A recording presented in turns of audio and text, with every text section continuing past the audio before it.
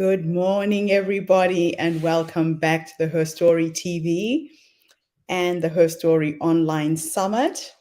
This is Gertrude Mache here in beautiful Melbourne, Australia, and we are back on day 26 of our online summit. It has been an incredible 3 weeks. I don't believe that we have been able to share so many stories in such a short space of time. Thank you to everybody who stepped up and said yes to sharing your stories. This would not have happened without you. I look back at when this was just a dream a few years ago to curate women's stories and share them with the world. I think in the last 3 years, I have interviewed well over, I'm actually scared to say 3,000 women. And when I come back every morning and I share with you a completely different story, it inspires me to see the feedback. So thank you for those of you who chime in with questions, with comments. It is the fire that keeps me going. So before we get started today, I would like to acknowledge the traditional custodians of country throughout Australia and their connections to land, sea, and community. We pay our respects to their elders, past, present, and emerging, and extend that respect to all Aboriginal and Torres Strait Islander peoples today. Thank you so much for hosting me in your beautiful country and allowing me to broadcast these amazing stories around the world. So we are going to start with a video that I played yesterday. It'll be a repetition for a number of reasons. I have been volunteering at the Initiatives of Change Australia. It's a nonprofit that is worldwide, and it's a movement of people of diverse cultures and backgrounds who are committed to the transformation of society through changes in human motives and behavior, starting with our own. What we do is we have a vision for a just, peaceful, and sustainable world to which everyone is responding to the call of conscience, making their unique contribution. The mission is to inspire, equip, and connect people to address world needs, starting with themselves. We work worldwide on many initiatives through a network of individuals and organizations. The focus for Initiatives of Change is trust building, peace, and social cohesion through trust and reconciliation, ethical leadership, developing a leadership culture based on moral integrity and compassion and selfless service, and sustainable living, where economic justice and environmental sustainability by transformation of motives and behavior. So I shared the video of an online auction yesterday, and I'm going to share it again because I really want everybody to understand the culture here in Australia around the Aboriginal people, the atrocities and things that have happened to that community, and also to share a little bit about my rite of ceremony passage when I was accepted by Aboriginal women here in Australia and brought into their tribe. So I will start with that, and then we will go on to watch the video that I shared yesterday. So here we go. This is my rite of ceremony passage when I was taken into this tribe that is based in Byron Bay, New South Wales, Australia.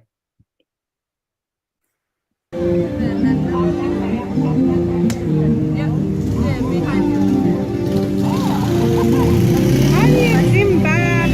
Wait, ZIMB.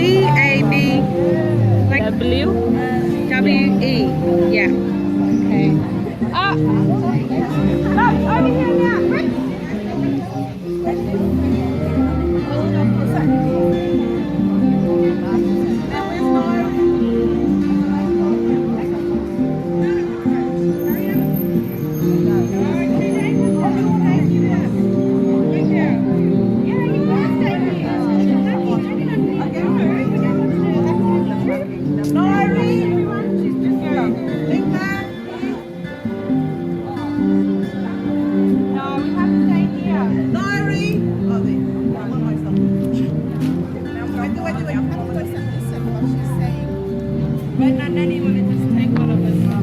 And then after 3 hours, 4 hours, saying what she's drawing. I'm doing two small, half moon circle. And tell me what they mean. They mean that you woman, you're a celestial being like me.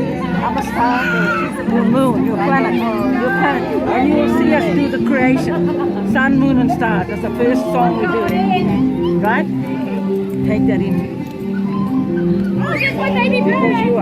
And this one here, I'm putting my mother's feet on you, right?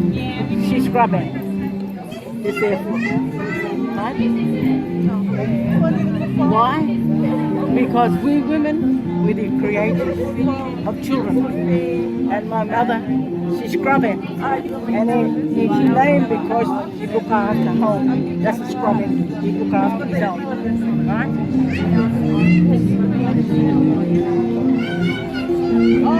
3 dots up here.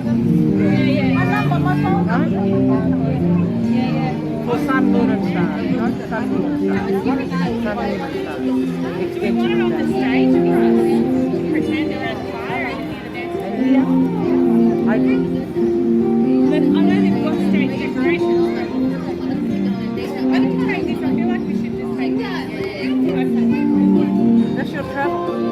You come from one place, you will travel twice. You travel twice. You see what she's saying? You travel twice. Now you know. Travel twice, and I close him up here. That's what happens. When we paint up, we close it. Gentle. We close it, right? Okay. Yeah. We're coming. See?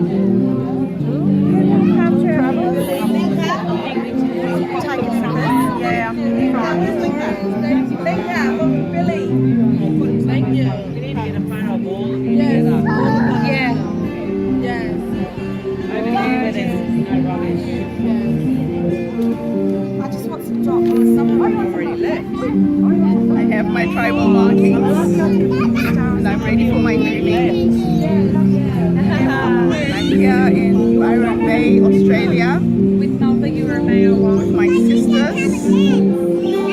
And I think a lot is making sense.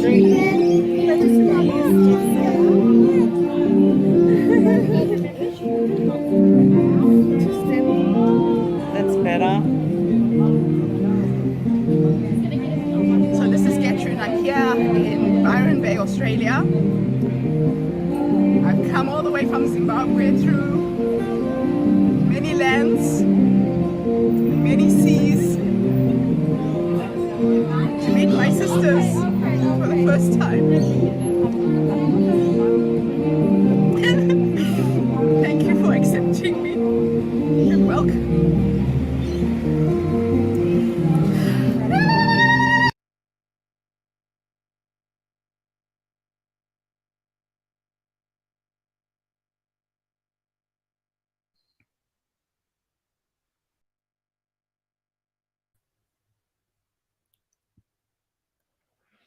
Oh, I get very emotional when I watch that video because it's a real reminder of how you can come into a new place, how you can be welcomed by people who look like you, who feel like you, who do like you.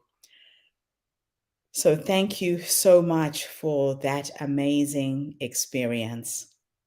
I'll now share the video of the painted stories of Aboriginal women of Australia. Absolutely amazing and unique work.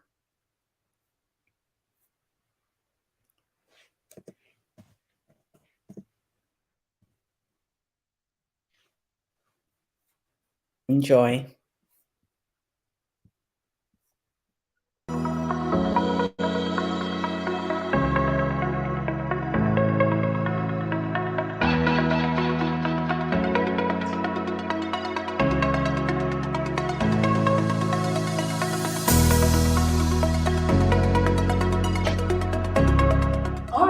To begin with a welcome to country, and I'm going to invite Auntie Joy Wanda Murphy to come and join me on the stage. Thank you, Auntie Joy. Auntie Joy Wanda Murphy is a senior Wurundjeri elder of the Kulin Nation and born in Hillsville. Auntie Joy's family never left Wurundjeri land, and she is the great niece of William Barrack of the Wurundjeri Willam clan.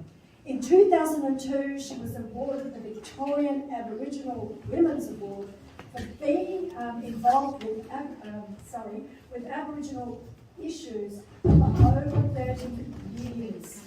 In 2006, Auntie Joy was made an officer of the Order of Australia for her service to the community through significant contributions in the fields of social justice, land rights, equal opportunity, art and reconciliation.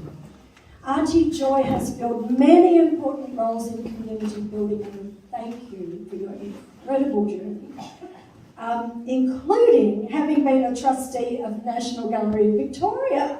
And so therefore Auntie Joy understands this very important role art plays in celebrating and informing culture.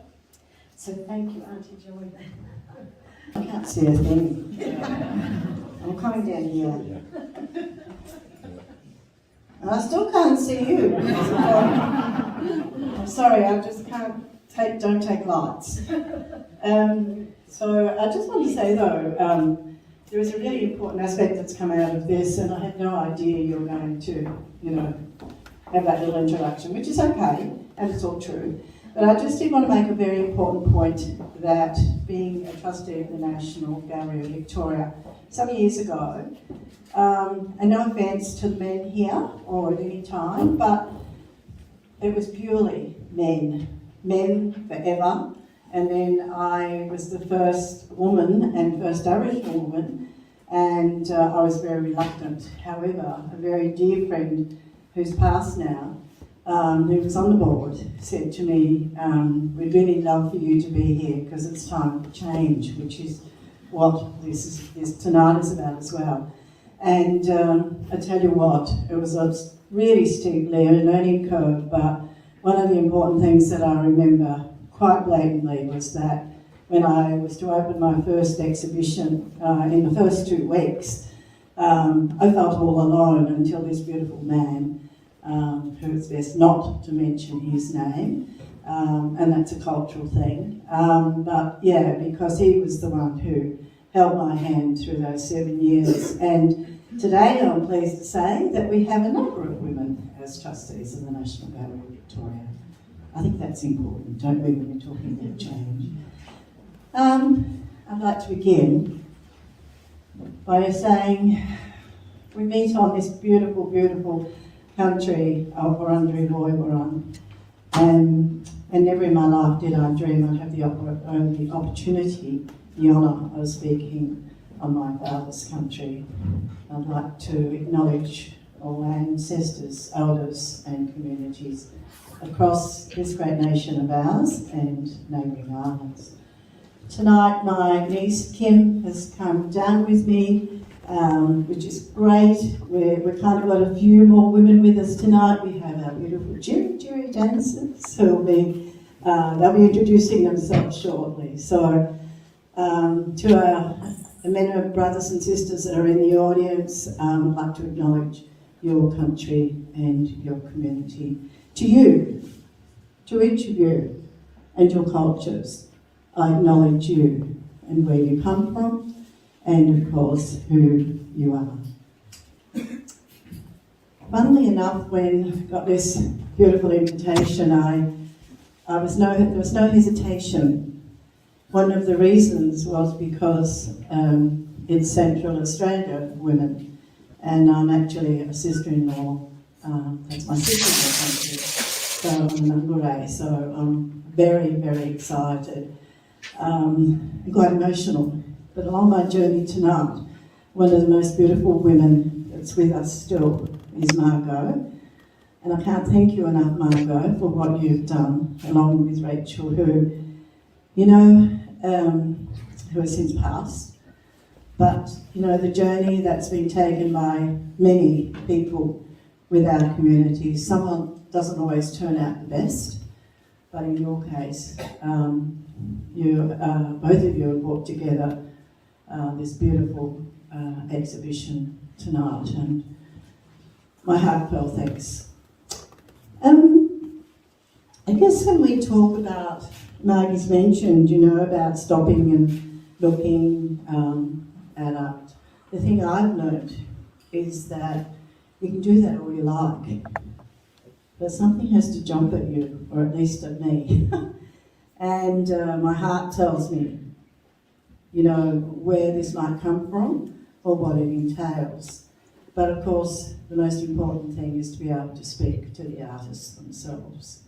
So that's a couple of my learnings that have come across me over these many years.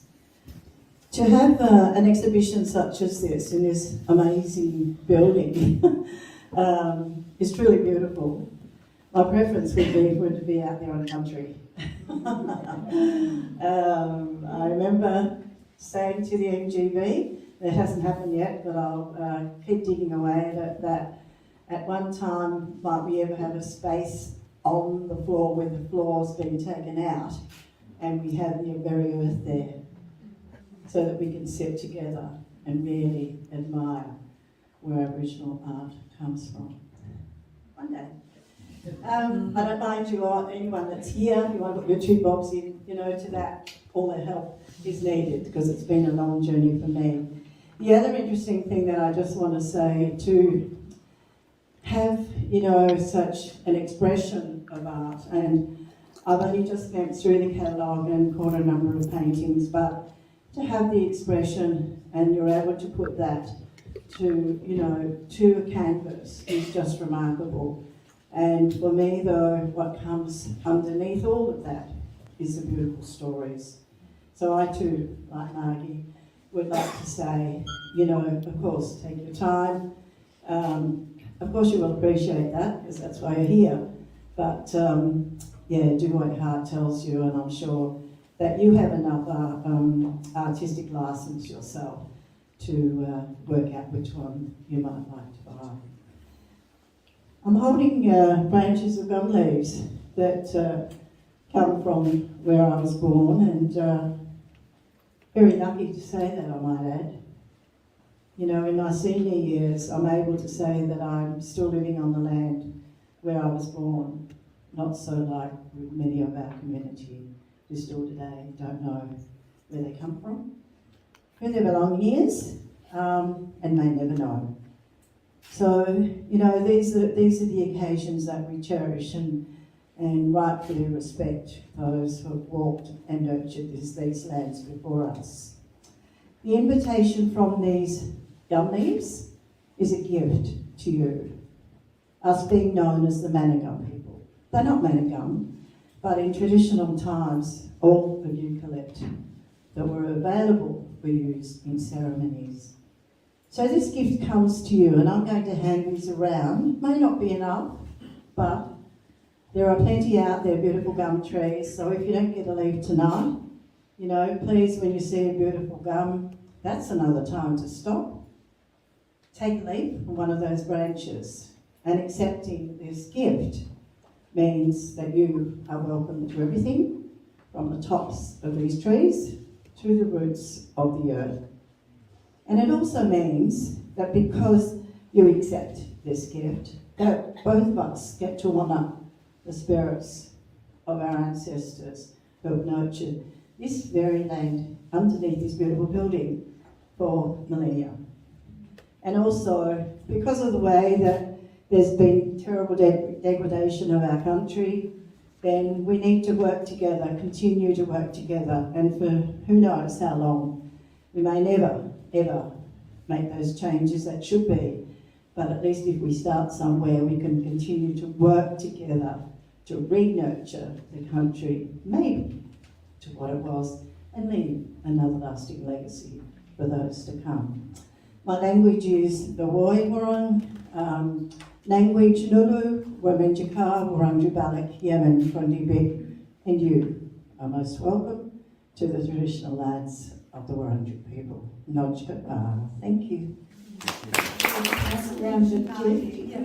I'm sorry, would you please ask them to take a leaf and then pass it on to the next person? Yes, yes. So you'll have a branch coming around and you take off a leaf, and it's a beautiful gift, right, from Auntie Joy and the Wurundjeri people. I'm sorry, Pass them on. Yes, and please come in, everyone at the back, please come in and find yourself a seat. Come on in, find yourself a seat. Plenty of seats up the front. Auntie Joy, I want to say, in the spirit of reconciliation, Initiatives of Change Australia acknowledges the traditional custodians of this land, peoples of the Kulin Nations. And we pay our respects to Indigenous leaders, past, present, and emerging. And we recognise our First Nations peoples as being the oldest living continuous people, are you ready for this, on this planet. So I'll just let that sink in, right? The significance of the culture and what we can learn. So IFC celebrates walking and working alongside Indigenous elders and leaders. I'm just going to add, years and years ago, Auntie Joy won't remember this, I wrote to Auntie Joy a long time ago, I was writing a novel, and I wanted to quote her, and so I actually you said, yes, you can say this. She spoke about the fire in your belly. Fire in your belly, and that phrase captured me so much. I still think about this, and I still teach this to kids. The fire, the passion. When you see something that needs to change in this world, you take that fire from your gut, from your belly, and you turn it into positive action. You are an absolute living example of that, Auntie Joy. We're going to welcome now the Jiri Jiri dancers, and they are the only female dance group, the only Wurundjeri female dance group, and traditional custodians of Naarm, which is Melbourne. The Jiri Jiri means willy wagtail in Woiwurrung, the language of the Wurundjeri people. The traditional custodians of Naarm, which is Melbourne, and surrounds. The willy wagtail, the spirit bird, gave us dance. And the Jiri Jiri dances are created to honour the Liwit, the ancestors, the Kurrup Non, the family, and the Big, the country and animals. They are all related by blood through one woman, Annie Barrett, William Barrett's sister. And the Jiri Jiri teach dancers to also sing in Woiwurrung language, the mother tongue. So please, thank you, welcome.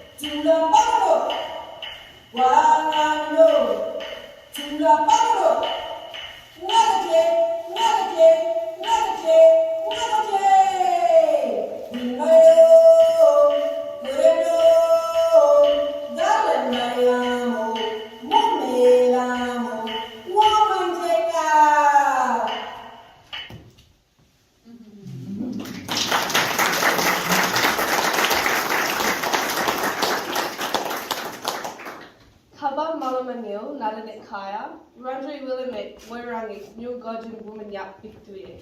My name's Kaya Nicholson Ward. I'm a proud Wurundjeri Dja Dja Wurrung and Yule Ilmarung woman, and also have German and Irish ancestry as well. I just spoke in Woiran language, my language. I acknowledged Ani Joy, my ancestors, my people. I acknowledge that we're in Turak, which actually translates to Reedy Swamp, which is where we get our necklaces. Which is pretty funny considering the area is a very rich area. I don't mean it's a Reedy Swamp. But yeah, normally we have my mum Mandy Nicholson speaking and singing, but today we have to use modern technology to have her voice projected. Myself and Michaela will be talking, introducing our dancers and the meanings of them. I just want to acknowledge the artworks here today and acknowledge the stories of the women who did the artworks. As an artist myself, and my mum Mandy Nicholson as well, it's really amazing to see the artworks and the unique stories that Aboriginal art showcases and how symbols represent things. And just a general fact, a lot of people don't actually know, like in Australia, a lot of people think there's one Aboriginal language, one mob, I don't know, some people think that. And in our culture, we're very diverse. Here in Victoria, we don't have dot art, which is a lot of what you see today from Central Desert. We have carvings and lines and circles that represent our landscape and our country, because we couldn't do artwork from desert because that's not our country, that's not our story. We would have no connection to that. So we're all one mob, we're all one people, but we have very diverse cultures. So I just wanted to address that because a lot of people don't know that. So I want to acknowledge everyone here today, the artists. I want to acknowledge, everyone. And we just did our Wamajika Nyaga, our welcome dance, and we used our gum leaves, as Annie Joy said, from country to represent cleansing the Mother Earth, cleansing our country, and creating a very positive and welcoming vibe, and removing any negative spirits and energy. So, I just want to acknowledge everyone, and Michaela will introduce our next guest.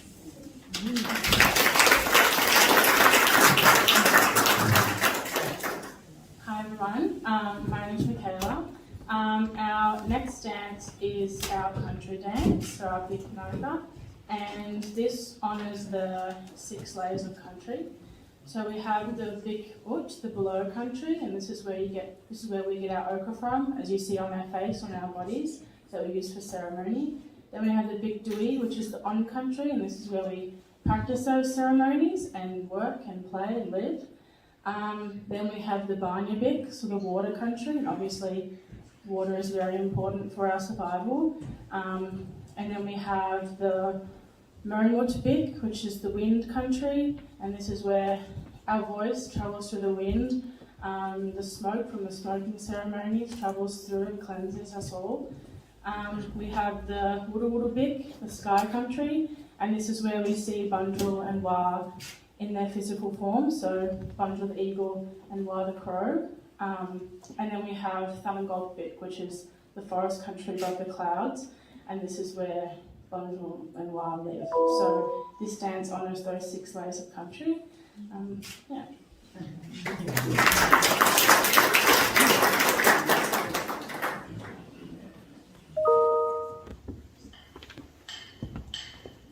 Warangeri, Waranjaya, Narapu, Narapu, Narapu, Narapu, Narapu, Narapu, Warangeri, Waranjaya, Narapu, Narapu, Narapu, Narapu, Narapu, Narapu. Taranga, Tarangapi, Punjula, Punjula, Willamu, Willamu, Willamu, Willamu.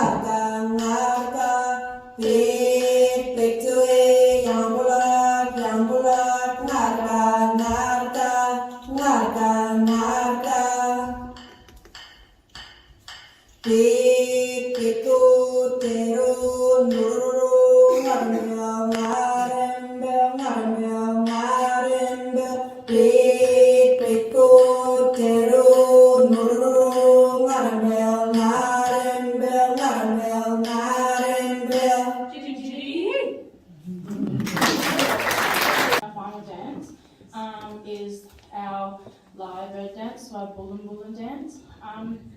So the lyrebird, as you guys may know, can mimic lots of different sounds, like car horns, unfortunately chainsaws, that kind of stuff. And the lyrebird actually taught us language, and the Jitty Jitty, the Willy Wagtail, our namesake, taught us how to dance. So this lyrebird dance represents the two males, fighting over the female, pretty much. The Woolen Woolen with the biggest and strongest, loudest voice wins over the female. So they're equal. So this represents that. But after this, we will actually head out. So, Ngojin, thank you.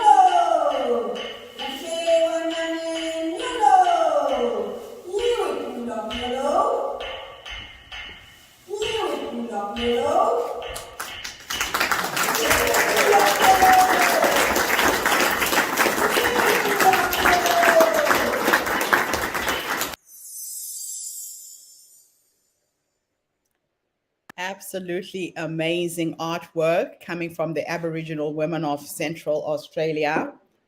The desert art is exquisite. You have to see it to fully understand what it's all about. Next, I'm going to play a series of 4 videos back to back. And when I come back, I will talk about each of these amazing women and the contributions they've made for us today. Enjoy.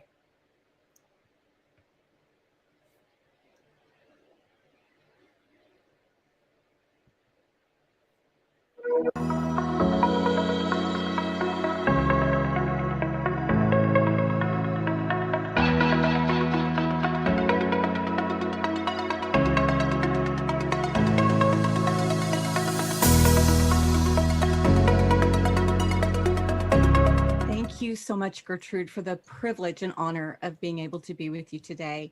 My name is Donna Kathleen Woolham, and I am 60 years old and based in Waco, Texas, in the United States. And the story that I want to tell you today is about a big dreamer who found himself with no dreams at all, who found themselves against a wall of darkness and fear and frustration, and I did not know how to live in that space. And that day came when I was with my husband at the hospital, and they told us he had cancer. And we had discovered that because his arm had broken, his right arm had broken while he was at work, and he was in excruciating pain, or else he would never have gone to the doctor. That was my guy. And we began then on an 8+ year journey of cancer treatment, of ups and downs and highs and lows. And over that time, we discovered that there are some joys in life that if you don't pay attention, you'll miss them. and I learned how to dream again. And that's when my vision for being able to speak to women about how to reclaim their dreams and reignite hope in life and in a world where it seems like there's no life left and what to do about that. And it was just a lot of changes. We left our home of over 20 years to move into a tiny little apartment. And that was like a refuge after sleeping in hospital rooms and hotel rooms. You begin to understand that life is precious and small things matter, and to be able to take joy in just being able to walk along the journey with someone that you love deeply. Wow. 2020 was a very unusual year for all of us all over the world. I mean, for you to have gone through all of this at this particular moment in time and come out with such positivity, with such grace, and now you're working and helping to empower other women. If you were to have a conversation with the younger you, the day you found out your husband's diagnosis and the journey that you walked in the 8 years to his passing, what 3 nuggets of wisdom would you share with somebody who has just received bad news today? Okay, I love that question. Thank you for that question. First of all, I would say to myself, if I was sitting in that room with me trying to figure all of life out, is stop trying to search online for all the answers to what is, who knows what will happen. Statistics are statistics, and we hear the worst of the worst. So stop, because I'm an information gatherer. And so I went to Google to try to figure out what next. And that created a lot of fear in me, honestly, Gertrude, because there was the what next that they gave me was not a great what next. And I think that I just would tell myself, don't do that. Get basic information and then continue to live. Number 2, I would tell my other self, my 8-year-ago self, don't make decisions from fear. Because when you make decisions from fear, you do foolish things. I tell women all the time, fear is a horrible tyrant and will cause you to do some of the most ridiculous things that you would never do otherwise. So do all that you can to not operate in fear. And I would tell myself to buy up every opportunity of the season that you're in and love more, serve more, and give yourself a lot of grace for the things that you don't do right. Wow. Wow. Now, dealing with grief. This is still very, very fresh. I actually lost my mom in April last year. Oh my goodness. My mother died during the pandemic in Zimbabwe. Wasn't able to go back home to bury her. It's been a very, very difficult 12 months. Yeah, we've just celebrated the anniversary of her death. My goodness. How are you coping? They say that grief is a place where you have to stay as long as you need to be there. What coping tips can you give to people who are going through grief right now? I read some wonderful books about grief, and I read some horrible books about grief.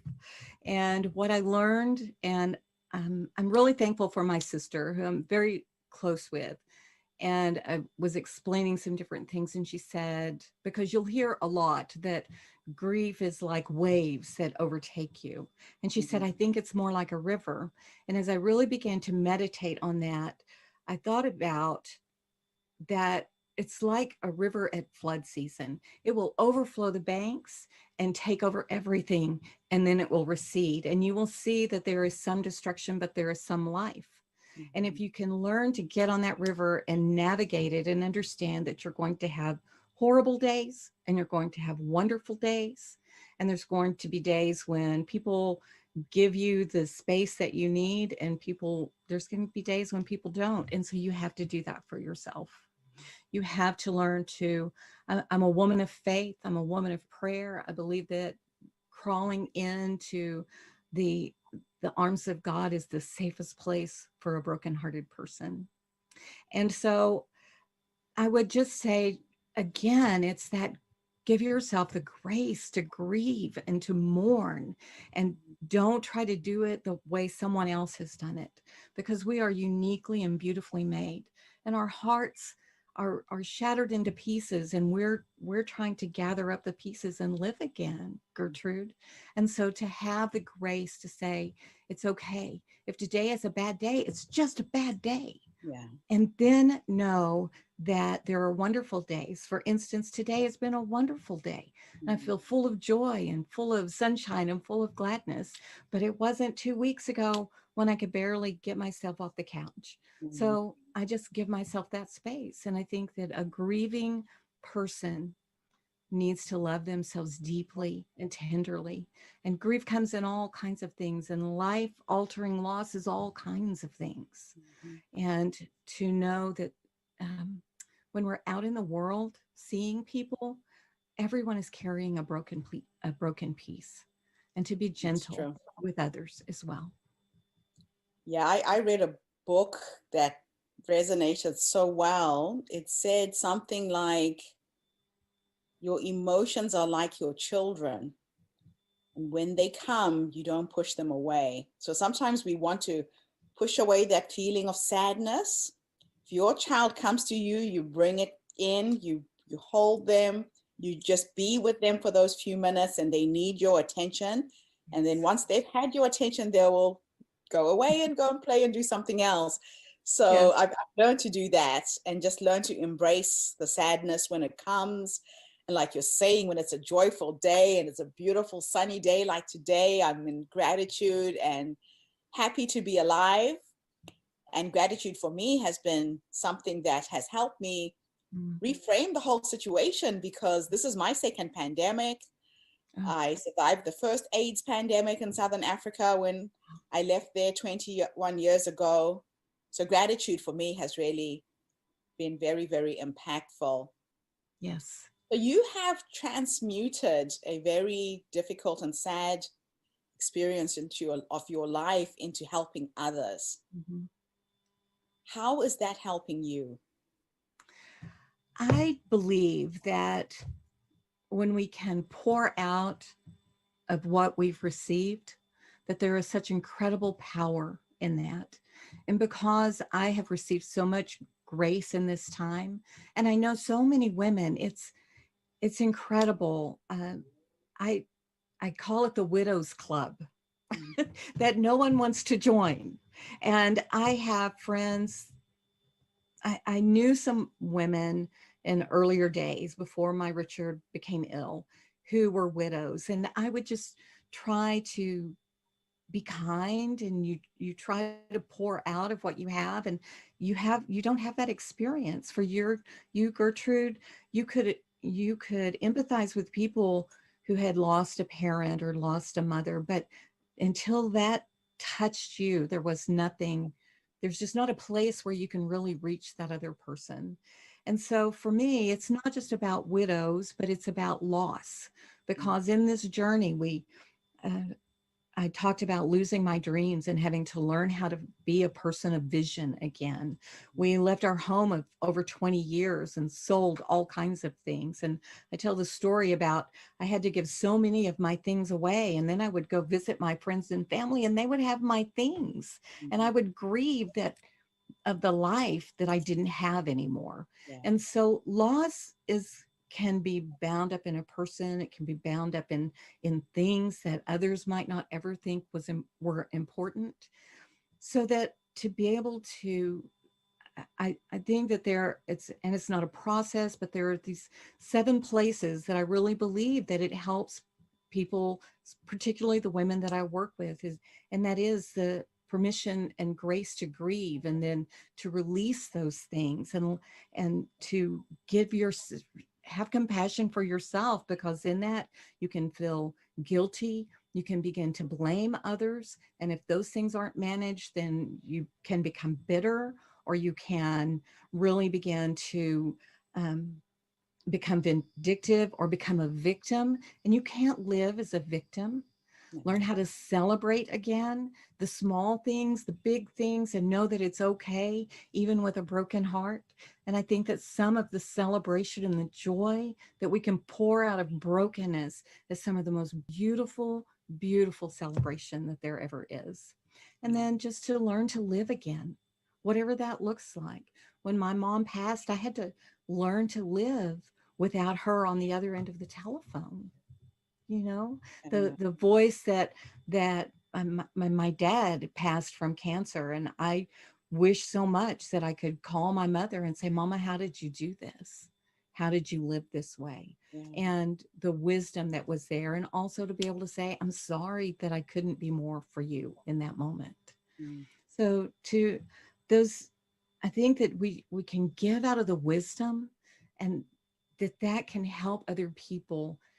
It's not easier and it's not smoother, but it's safer, a safer environment to be real in your pain.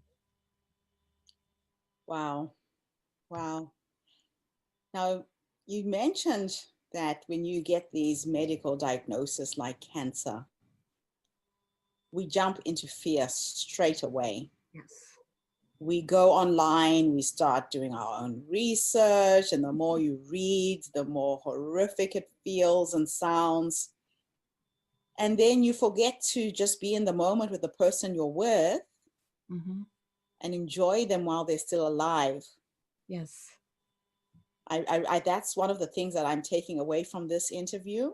Because a lot of times we then waste time in the future that may or may not happen, right? Based on all this information that we are gathering. And you're already jumping 5-10 days ahead instead of just taking it a day at a time, one day at a time. And you had the blessing of being able to say goodbye to your husband for those 8 years. Yes. You know, my dad died of a sudden heart attack just before mom died. And it was the most difficult thing to have to deal with. Yes. My mother died, you know, less than a year later. My goodness. But I had time to process it because she was ill at the time. And I'm so grateful for that. And I remember the last time I went to Africa, I started taking photographs of her every single day. Every time she could get up and walk to the gate, I would take photos. If she was in a good mood, I would record these little videos. And I came out with over 3,000 photographs of my mother in the 4 months I spent with her the last visit in Zimbabwe. It was just, you know, I look back at that. Yes. And so you're so right. It's just be present. Yes. And celebrate one day at a time, so long as they're still here and with us. Yes. Wow. Wow. So if you were to jump into your future and have a conversation with the older you at 100, sitting in your rocking chair, and you could have a conversation with that wise woman who's been through so much, and based on how you're living your life right now, what would you say to her? I would say, I'm proud of you. I'm proud of you for not letting life stop you. I'm proud of you that when others thought, or when society so often, Gertrude, thinks that women of a certain age, and I know that that age gets older and older the way society is, but a lot of times they can feel that society can say, well, you know, you're older, so, you know, you're not relevant and you don't have anything to say. Well, I say that's a bunch of garbage. You know, I have joy and life, and my mother would tell me this. It's like, I am not the woman on the inside you see on the outside. I look in the mirror and that's not me. And to I would just say congratulations that you started again, and you started purposefully, and you did what you were meant to do and what you were called to do. And congratulations for that. And let's get going because we have more stuff to do. Even I that. love it. You might live to 120. Yes, absolutely. Technology being what it is. Oh, I Yes, absolutely love that. I love And I that. don't, if I'm sitting in a rocking chair, it's because I decided I wanted to, not because I just had to sit there. I love your energy. I absolutely love it, Donna. So is there any question that I have left out that I should have asked you? I think that I would just say that it's not just loss that keeps us from taking hold of our dreams. There are all kinds of reasons why any of us would step back and not be the person that we are, not be the fullness of the woman that we are. And I would say to any person, but particularly because the audience is women, to any woman out there, to make sure that you let your song be heard and that you let your story be heard and you do the work that you are made to do, because we need you. The world needs you. So don't just shrink back and say that there's not anything that you can give, because I can guarantee you, if, and I use this analogy, that there may be a lawyer in the courtroom who doesn't know how to make a cake and would love to make a cake. And you're the woman who can make the best cake in town. So don't think that because you don't have a law degree, or you're not a professor, or you're not a public speaker, or whatever it is in your society that is the pinnacle of excellence, don't think that because you're not that woman that you don't have something to give.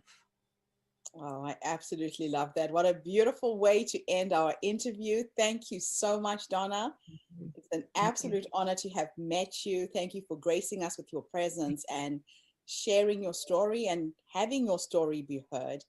I believe that we change the world through our stories, and we're hoping with the Herstory movement, it's one woman at a time.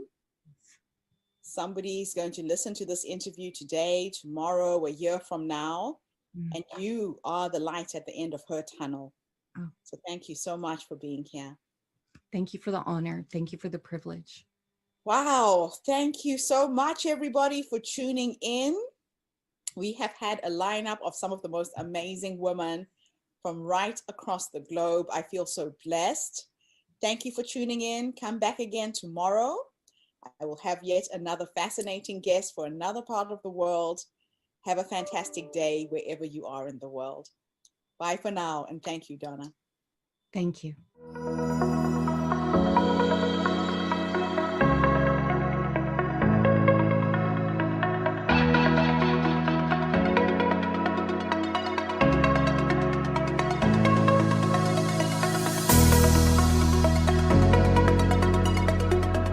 Thank you so much for having me. My name is Tracy Manser. I'm 50 years old. I'm originally from London. I now live in Los Angeles, and I have for the last 30 years been a TV producer. My story is that for much of my career, unbeknownst to people in my friendship circle, my family, and my work colleagues, I had crippling panic attacks on an almost daily basis, where I was physically sick every time I left the house. I spent most days in utter panic. I have no recollection of things that were happening or what was going on. And yeah, I managed somehow to get through that. But by setting myself 40 challenges on my 40th birthday, I managed to find my way back to confidence and went from literally living in fear to now living fearlessly. Wow. Wow. And you told me earlier that it's now 3,157 days since you had your last panic attack. How did you achieve that? So yes, that was September the 12th. Well, many years ago, more years than I'd care to remember. I spent a year doing things that most people wouldn't give a second thought to, that they wouldn't, doing a yoga class, going on a roller coaster, giving someone your number if they asked you on a date, all things I'd never done because I was too scared, because I was too nervous, because I had imposter syndrome, because I just lived in this little fear bubble. And I decided to write these lists of things and do them. I allowed myself 50% of the items I did with friends and 50% I had to set out and do on my own. And over the course of the year, each step that I took, each challenge that I accomplished just helped me regain my confidence. And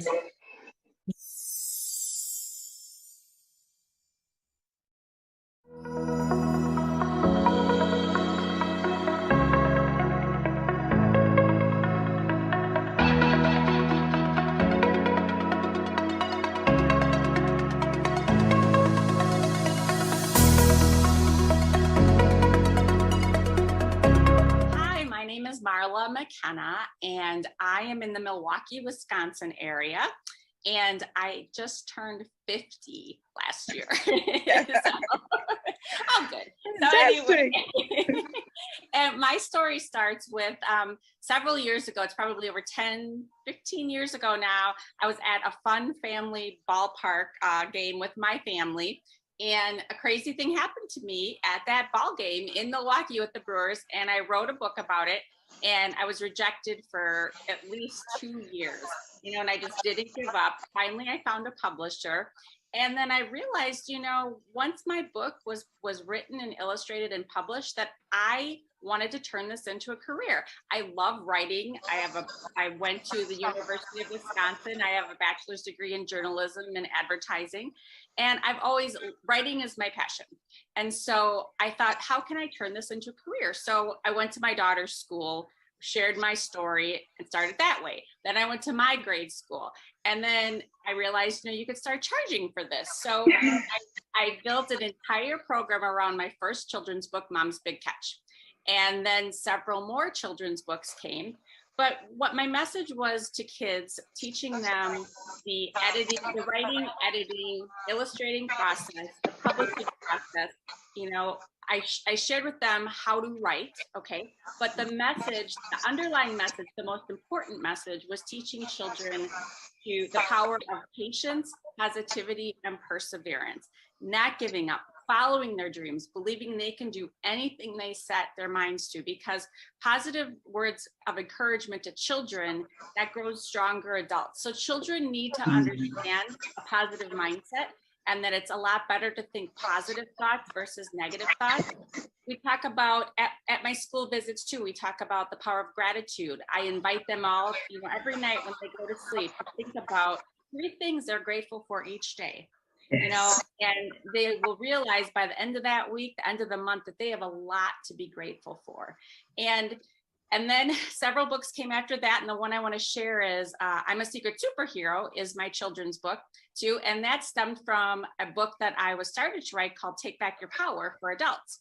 I'm a Secret Superhero teaches children the power of their inner strength, their inner superhero, their gifts. You know, what are their God-given gifts that they have been born with that, you know, are different and unique, what makes them special, and how they can turn those gifts into, you know, doing good in the world with practice, perseverance. That's very important. They need to not give up, and working really hard. They can find those special gifts and use those gifts to make a difference in the world. And now it sounds to me like all of this is very much power and strength that you have galvanized from your own personal experiences. Tell us a little bit about how this all came about for you personally.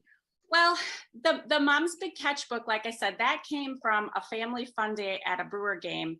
And my daughters were like 7 and 9 at the time. Now my daughters are going to be 20 and 22. And so I just really enjoyed writing, and I love sharing a positive message with children. And I've always, you know, teaching my children to be positive. I went through a divorce in 2016, which, as many of you who've gone through divorce know, it can be life-changing. And that's where the idea of Take Your Power came back. But I launched the children's book first because that's where I felt my comfort level. And then I stepped out of my comfort level and launched the book Manifesting Your Dreams. So my chapter in Manifesting Your Dreams. It's a compilation of 20 stories people who have all manifested their dreams through visualization, vision boards, the law of attraction, any manifesting tools, or have found, on the other side of tragedy or trauma, they found their life's purpose. So my divorce played a big role in that. My entire life changed, and I went through moving, changing with, my life changing with my daughters and accepting and growing through the divorce together and us becoming stronger. And so Manifesting Your Dreams tells my whole story, along with 20 other people, of how I wrote my first book under a lot of rejection, didn't give up. And it's important for me to give back. So my passion is children and dogs. So when I go to schools all over the country and I teach my message, and I can give books away, but I also donate to partial proceeds from all my books go to the Linda Blair World Heart Foundation. Do you remember Linda? She is a big activist for dogs right now. She was in The Exorcist way back, and this is what she's turned her life into. And then Rick Springfield, if you know Rick Springfield, Justice, he matches my donation. So I manifested this along the way of working with my favorite rock star, of working with my favorite baseball teams, because the Mom's Big Catch book can be customized to fit baseball teams. Okay. And so there's several books in print on that, and I keep going on that. And, so all along the way, I've manifested working with the right people. I have no doubt in my mind, I manifested meeting you. Another hero lead let me get into Oprah's magazine. And I believe I manifested that because that's on my vision board. So it's just taken off. And, the most important thing for women is to be empowered and know that they shouldn't let anything stop them. Whatever they're going through in life, have gratitude, wake up every morning with a positive attitude. And I get it. Some days we don't want to be positive when we wake up. But as I teach the kids, is it better to be positive or negative? Where does thinking negative really get us? So it's been a wonderful journey full of children's books. And I've written, as of right now, 2 adult books. The Manifesting Your Dreams book kind of hit right before COVID. So it's still taking off. That's an evergreen book. And it's just great to share my fun and exciting story, empowering children and women. And I want to make a difference. So if you were to go back to the younger you, yes, 10 years ago, or at that critical point in your life where you thought your life had just completely collapsed, and you could have a conversation with that young woman, what 3 nuggets of wisdom would you give her based on what life has taught you up to this point?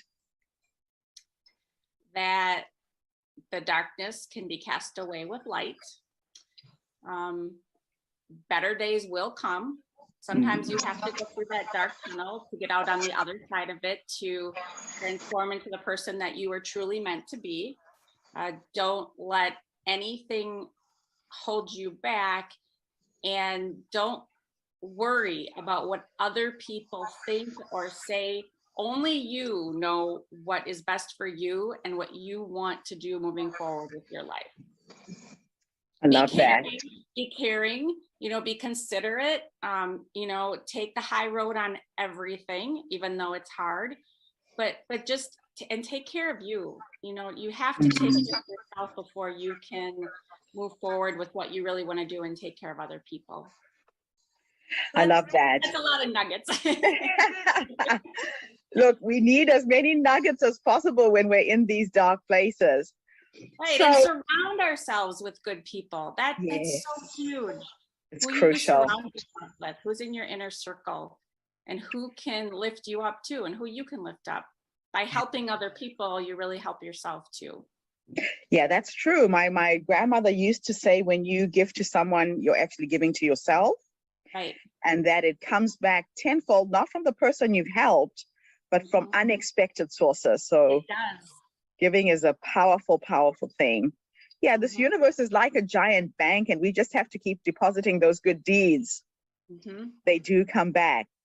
So if time was an illusion, and your past, your present, your future existed in the same timeline, And we've just teleported to the younger you. Let's now take you to the future you.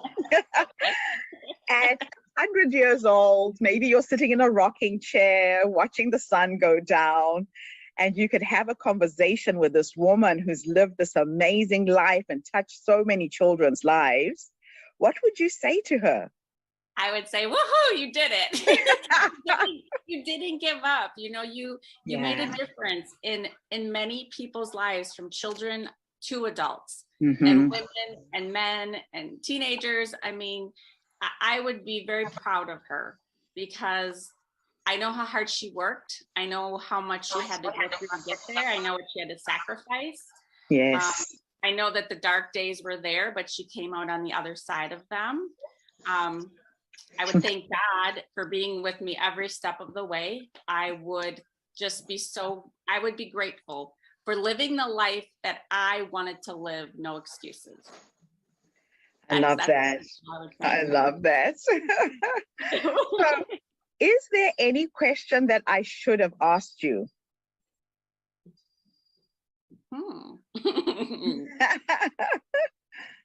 I think just what I probably already shared was my passion for this has turned into my life purpose. Like, I have found my life's purpose, and reaching everyone and anyone I possibly can with my story and sharing other people's stories is what's important to me. So we reach out to our sisters, our brothers, our friends out there who know that they can do it too. If they're passionate about something, but it all starts with you. It all starts with believing in yourself. That is the first, I think, most important thing. I love that. I love that.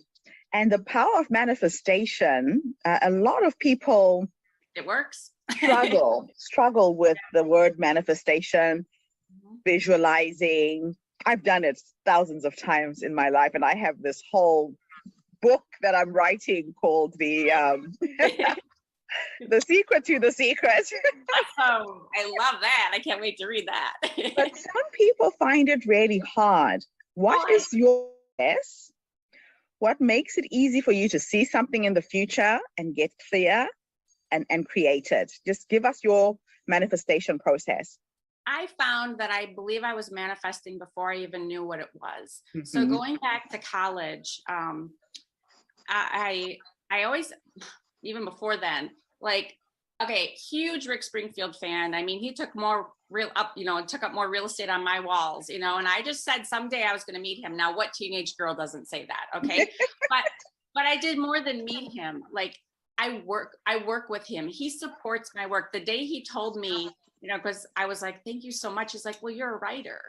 I mean, coming from him, because he is a brilliant writer. Right.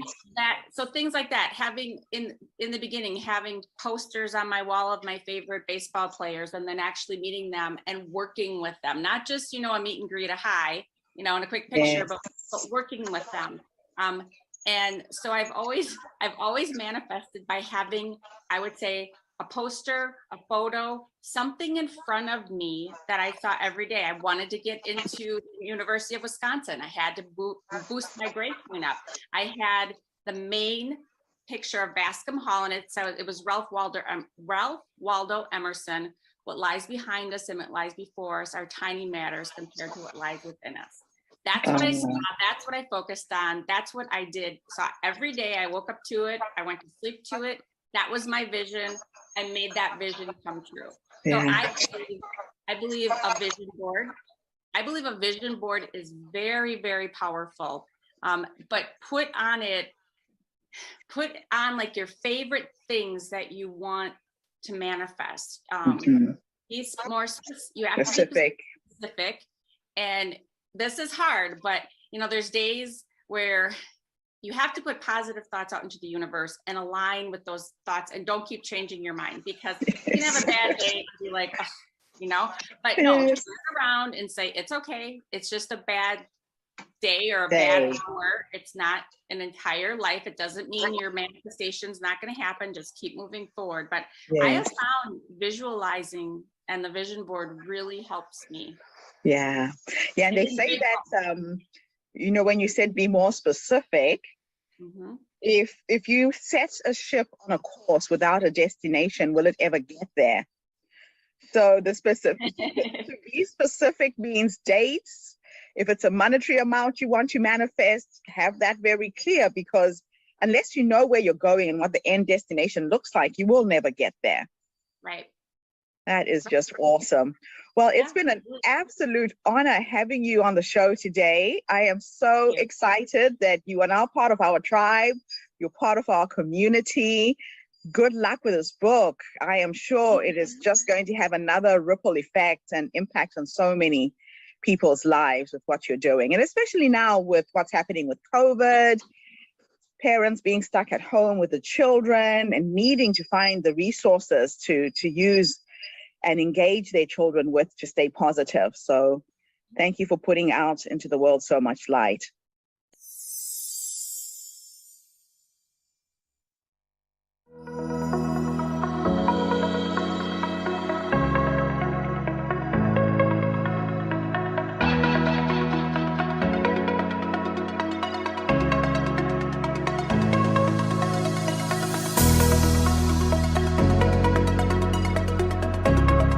It's so nice to be here. Thank you so much. My name is Karen Taub, and I'm going to be 60 in 2 days. Whoa.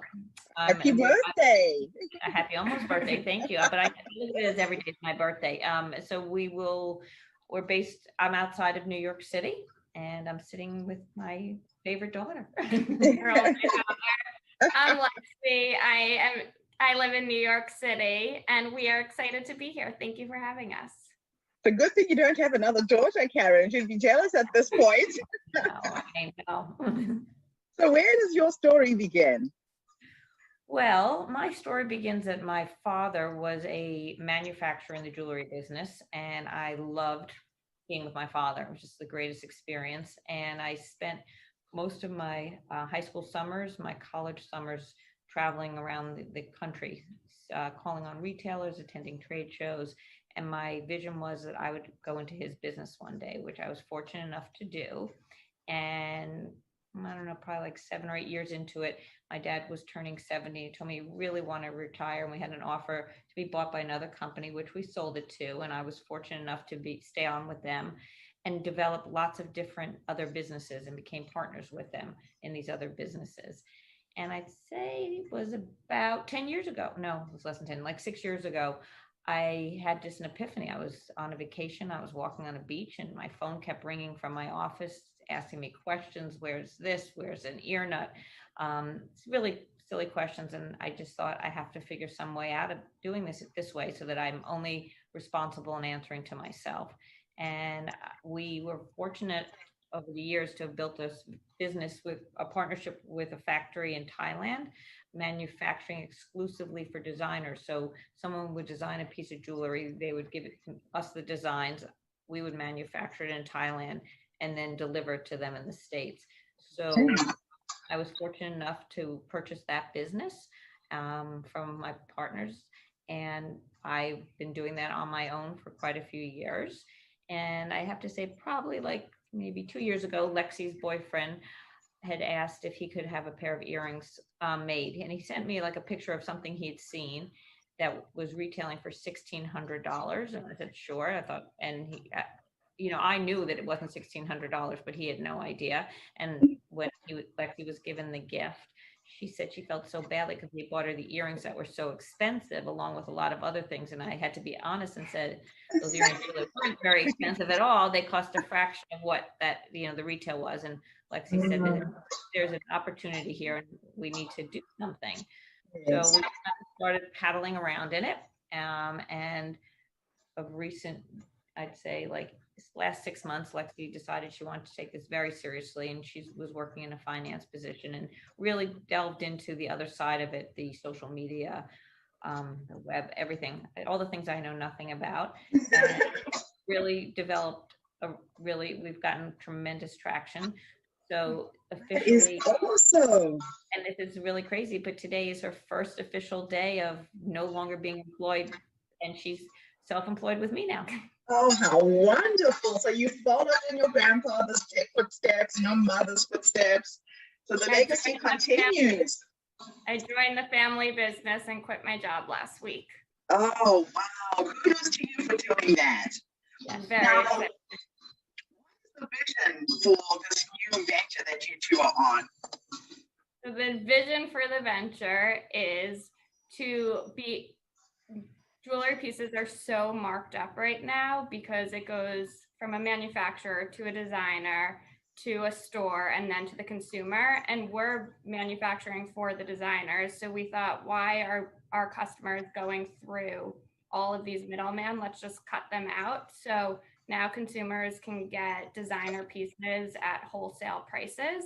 And a big part of our mission is to give back to the Breast Cancer Research Foundation. So 1% of all of our profits go to the Breast Cancer Research Foundation. Wow. And so why in particular breast cancer? Any reason behind that? Yes, unfortunately, yes. We moved, a very dear friend of mine who coincidentally was pregnant and delivered her daughter 2 days before Lexi was diagnosed 3 months after she delivered Sloan to have metastatic breast cancer, and she died 20 months later. It had a huge impact, of course, on, I mean, their family, which is terrible. And it also really had a huge impact on our family, our lives, you know, I think would have been very, very different. We were very fortunate to consider them our family. It's actually Al's 75th birthday today. I didn't know you know that. And so we, as a parent, I wanted to make sure I wanted to make a difference, and I wanted my children to know that we were going to try and make a difference. So this wasn't going to happen again. And unfortunately, my sister-in-law was diagnosed, and because of the resources and the research, she managed to stay alive much longer than my girlfriend did. So we're committed to helping anyone we can. Besides raising money, we're very involved on a one-on-one basis. I mean, we get calls, you know, frequently from people that have bought the pink string bracelet on our website, and you know, we just say, like, give us a call, like maybe we can give you some help, some advice. And we've spoken to many women and family members that are scared, and you know, we can offer some insight and help them kind of defray that terror that's there. Yeah, and that's the thing, right? The C words just evoke so much fear and terror in people when you get that diagnosis. And the best thing is not to go into fear. I was talking to somebody yesterday who said she went online and started doing all this research, and it just heightened the anxiety behind what she had been told. Well, oddly enough, I was diagnosed with breast cancer, I don't know, probably like 10 years ago. And so I know what the steps are personally that I live through with other people now. So I feel like I think I'm a very rational person. So if this woman who called you wants to speak with anyone, please give her my telephone number. I'll definitely do that. So let's take this as an opportunity to talk to somebody else who might be watching us right now online. They've just come back from the doctors. Give us some steps, some advice. What would you say to somebody like that? Don't be scared. It's going to be okay. It definitely is going to be okay. And, you know, you just have to align yourself with the right doctors, and you have to have a positive attitude. And I think keeping your life as normal as possible is of the utmost importance, so that while you've lost control over your medical condition, you want to keep control of the rest of your life. So it's a choice you get to make, right? They say that anxiety and stress is normally based on us living in a future that may or may not happen. Yep, exactly. And when you stop living in the day and be present in the moments that you do have, the human mind can take you to very, very dark places. Yep. So as entrepreneurs, why is it important for us to remember to give back? Well, I mean, it's not just as entrepreneurs, it's as human beings that you should be giving back. But in terms of entrepreneurship, I think the greatest thing is for women to be helping other women. Nothing against men, of course, but I do think, you know, helping someone else who's trying to get off the ground and change their life. It's first of all, it's the most wonderful thing for someone to change their life, and for you to be able to help and have input into it. Yeah. They say that when you give to someone else, you're actually giving to yourself. I find it's my biggest joy. My grandmother used to say that this universe is like a giant bank, and you have to keep depositing good deeds. And they do come back tenfold from the most unexpected places. It might not be the person who helped you, but somebody else. It's got a ripple effect, I think. That's right. That's Our right. favorite piece to sell, the one we're happiest with, is our pink string bracelet. Even though we don't get any of the profits, we know we're making the biggest difference with it. Love that. So now working as mother and daughter, it's an interesting dynamic. Well, I do it. I think we have very different personalities, and I think the most important thing is I think we respect each other tremendously. I mean, I think yes. what Lexi knows how to do, I would never in a million years have the capabilities of doing it, and so I'm so impressed that she is capable of doing all that she does, and she loves learning. So it's so much fun. You know, I think it's important to have hobbies or something to share with your children. We have another child, our son, but he's not the favorite child, obviously. And you know, my husband has all these years shared sports with him. And I think in some way, Lexi and I have always been so connected and enjoyed being each other's company. But this is just the greatest. I mean, we talk nonstop and have just banter back and forth all the time. So it's great. And we're lucky to have very complementary skill sets. She's the salesperson, if you couldn't tell from the operations. Yes, yes. So you kind of bounce off each other, but you have your strengths and you complement each other's weaknesses from what I can hear. Yes, we do. So for any business, I think that's what you need, right? Yes. You need to bring on board in your team the people who complement your weak spots. Yes. That is just wonderful. So now let me take you guys into the future. Let's say 100 years from now, somebody is writing an article about this amazing organization that you've created together. And you're sitting in your rocking chair, Karen, and Alexis, you're probably sitting there holding mom's hand. What would you say to the future yous in terms of what you're trying to create with this organization right now? Well, I hope by the time we're sitting there, there's a cure for cancer. I knew that was going to be her answer. Yeah. So Lexi and I'll be rocking. She'll be, you know, and we'll be so happy that we made a difference in people's lives. So that's really what, you know, this is all a vehicle to do something and have fun together while we're doing it. I love it. I love it. It's really important, I think, to wake up every day and look forward to what you have to do. And, you know, while Lexi had the most wonderful opportunities at what she did and the companies she's worked at are just really special. I think I wake up every day, even though I know I'm facing problems, and now Lexi gives me my list of to do every day. But, you know, we solve them and it's fun, like you figure it out. And I think it's really important to enjoy what you're doing because you never know what's around the corner. Life is very brief and very, very fleeting. Well, this has been an absolute honor meeting you two. I'm excited to see what's coming in the coming years as you build this amazing organization.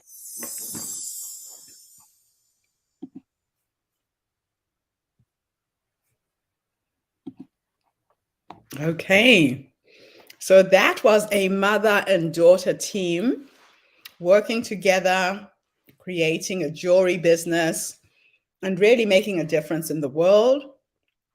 We had Tracy talking about being an introvert and finding herself and finding her voice by challenging herself to do things she had never done before. And we had Donna, who talked about the death of her husband and how she had to literally, again, reinvent herself in terms of who she was and the things she would do with her life going forwards and trying not to get stuck in the past. So very, very different presentations, dynamic group of women, absolutely wonderful to have been able to connect with you and interview you as well. So our next speaker is Joelle Kambala, and she is going to be talking about being single. Here we go.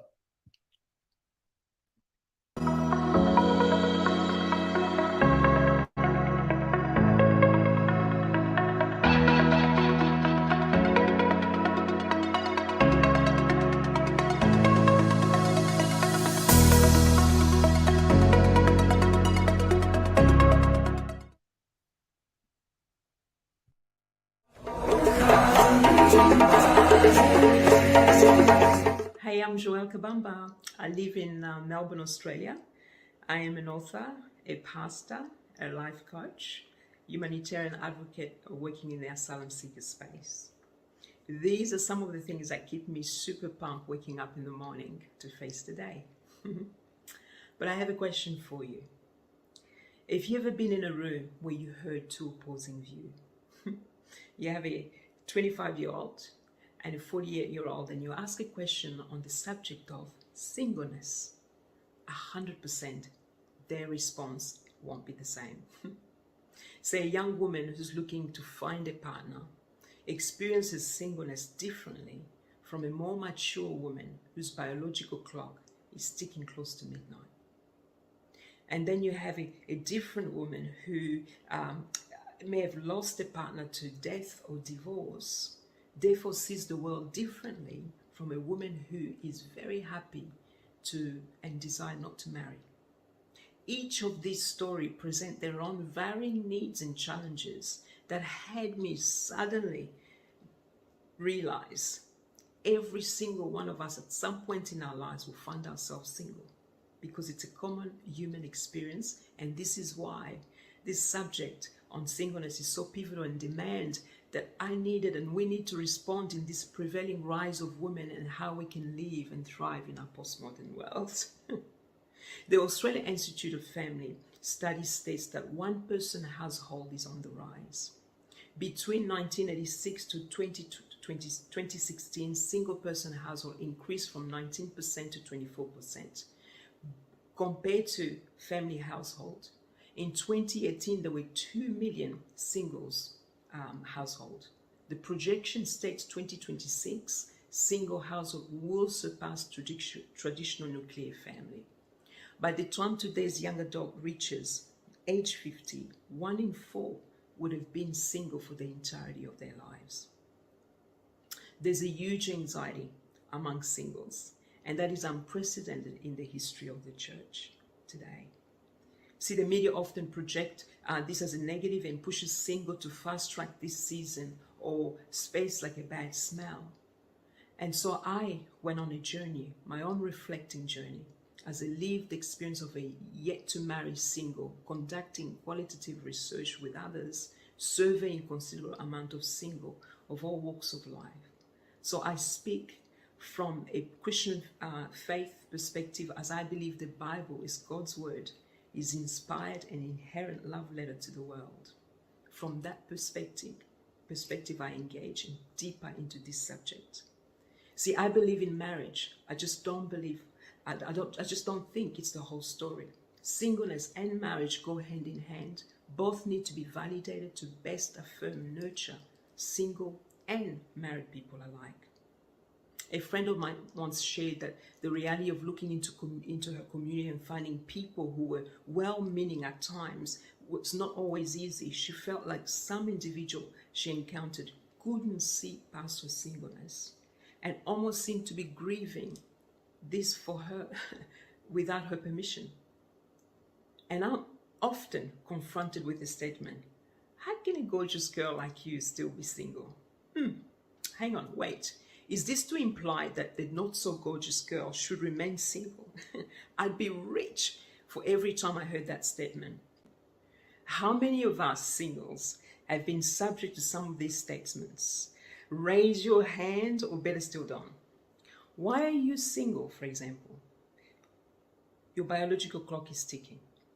Don't worry, the right one will eventually come. You've missed the boat. Hurry up, you're not getting any younger. You've been left on the boat, on the shelf. All the good men are gone. What a waste. And the statement can go on and on and on. These classic one-liners might get us to laugh, but can often feel like a character assassination, thus reinforcing the stigma surrounding singleness, and may present the myth that marriage is for everyone and singleness need fixing.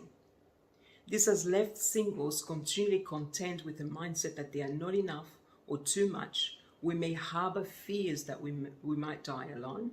To find someone is a challenge, or fears for the future in general.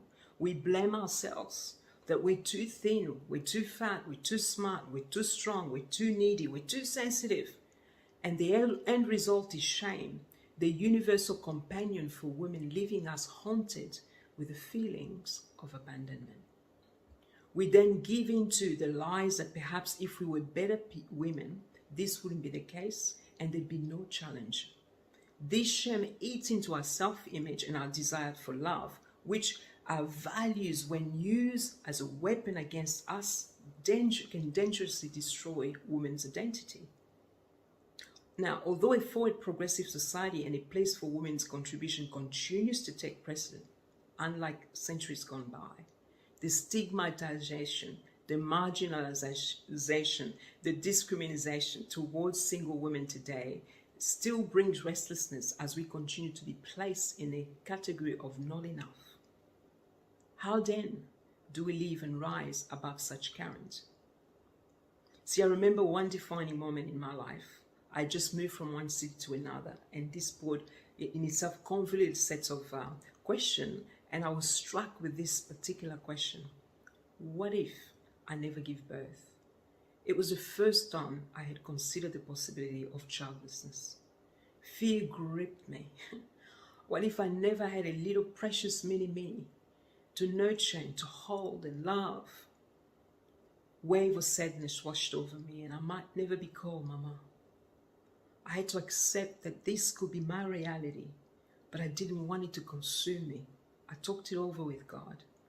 New sense of emotion started to surface, and although I had fear, God's peace, sense of peace was significant, and I found myself saying this statement over myself. You hold my life, so whatever you have for me will be great. Now, defining the word single, the truth is, it's looking through the dictionary, the word single has many meaning.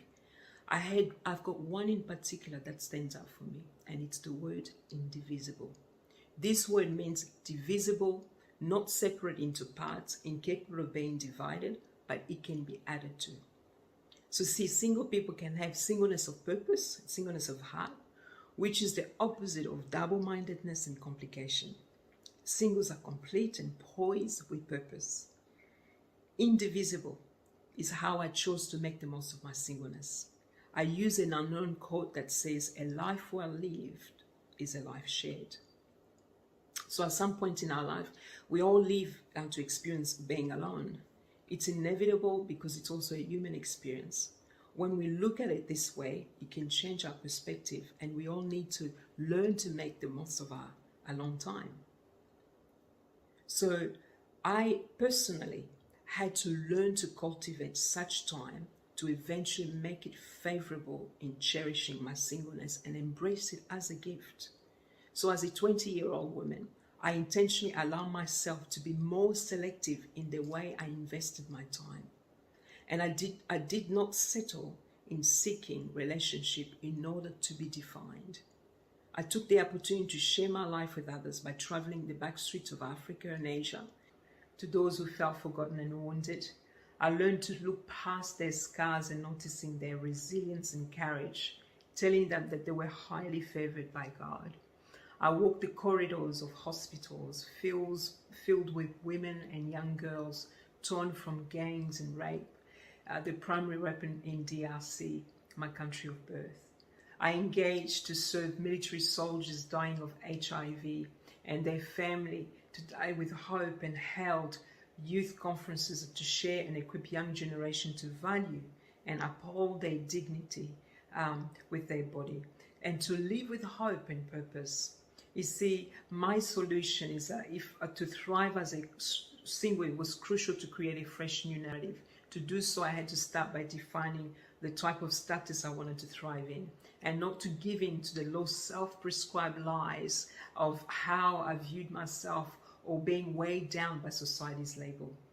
It was important to recognize the history of women's place in our society and how it has left a lingering stigma, making single women feel like they are forever fighting to fit in a couple society that tells me we are not good enough, and so elevate the sense of our abandonment. So to combat these myths, needed to debunk and consider 4 things that I did. Was to know my identity. When our society presents us with all kinds of alternatives to camouflage the truth, I had to remain vigilant in this one thing. See, the devil, God's enemy, focuses on women is often in the area of self-image and desire to love. So the devil's out to steal our identity. This is the case because as a woman, we hold the image of a creator God, and that we're unique and glorious, holding the beauty of God inside. We incarnate God in the sense that we are nurturer and we give life, and we do so in every other thing that we touch, whether spiritually, relationally, or in all aspects. Christian philosopher Dallas Willard says, desire is infinite partly because we were made by God, for God, made to need God, and made to run on God. We can satisfy only by the one who's infinite, eternal, and able to supply our needs. We are only at home in God when we fall away from God's desire for the infinite remains, but it's displaced upon things that certainly leads to distraction. So to protect my identity, our identity, it starts by seeing ourselves through the eyes of our designer. Once we understand this, we are then able to easily step into our purpose.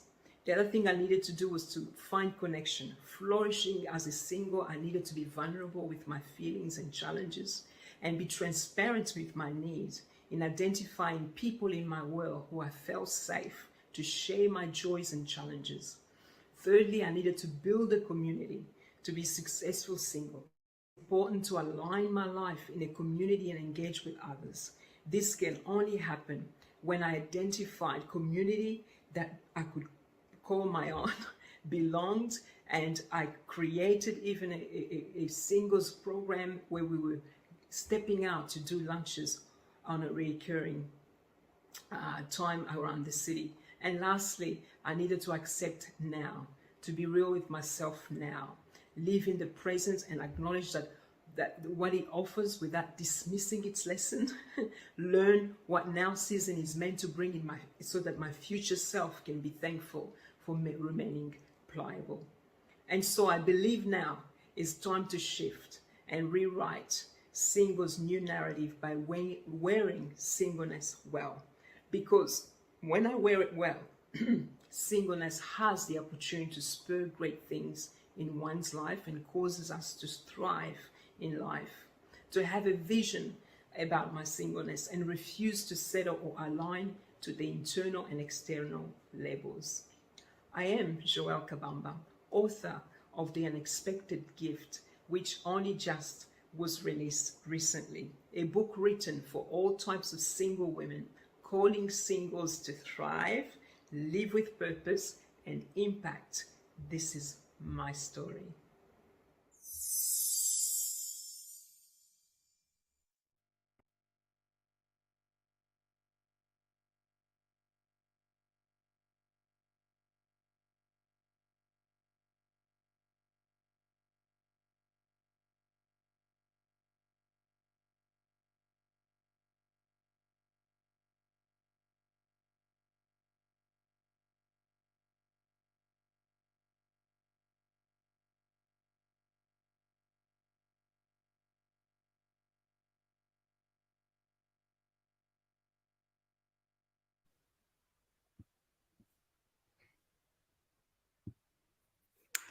Okay, my apologies for that small technical glitch.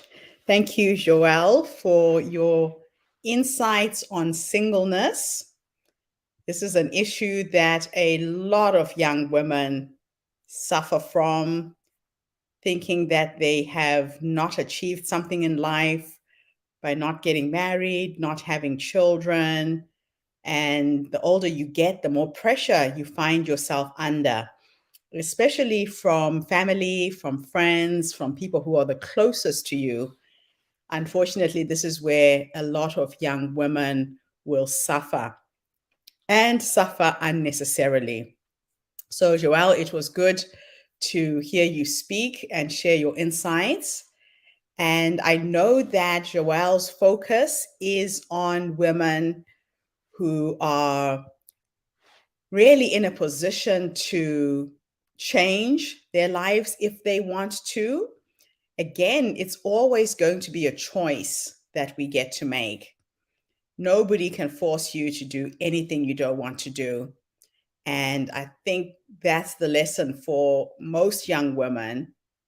Don't be afraid to just be yourself. If you feel that you're not ready for marriage, don't force things. There's nothing to rush into. Now, Joelle specializes in Christian women.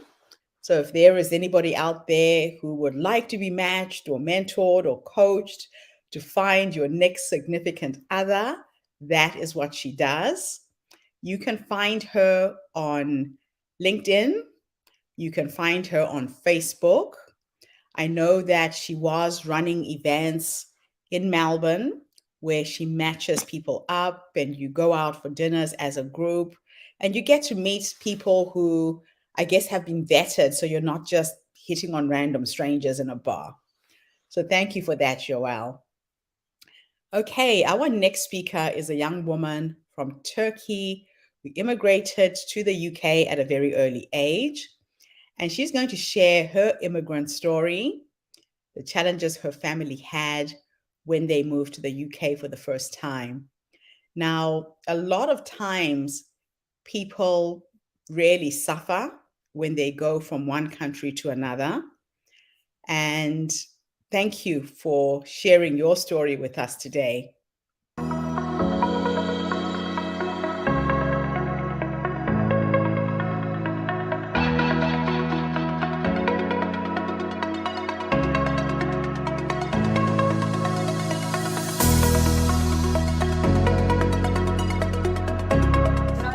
Thank you to you and Nadine for thinking of me, for having me here today. And I just want to say I'm really honoured. I feel really blessed. I'm really emotional, actually, and overwhelmed to be in the company of such phenomenal women. So thank you for that, because I really, really value that so much.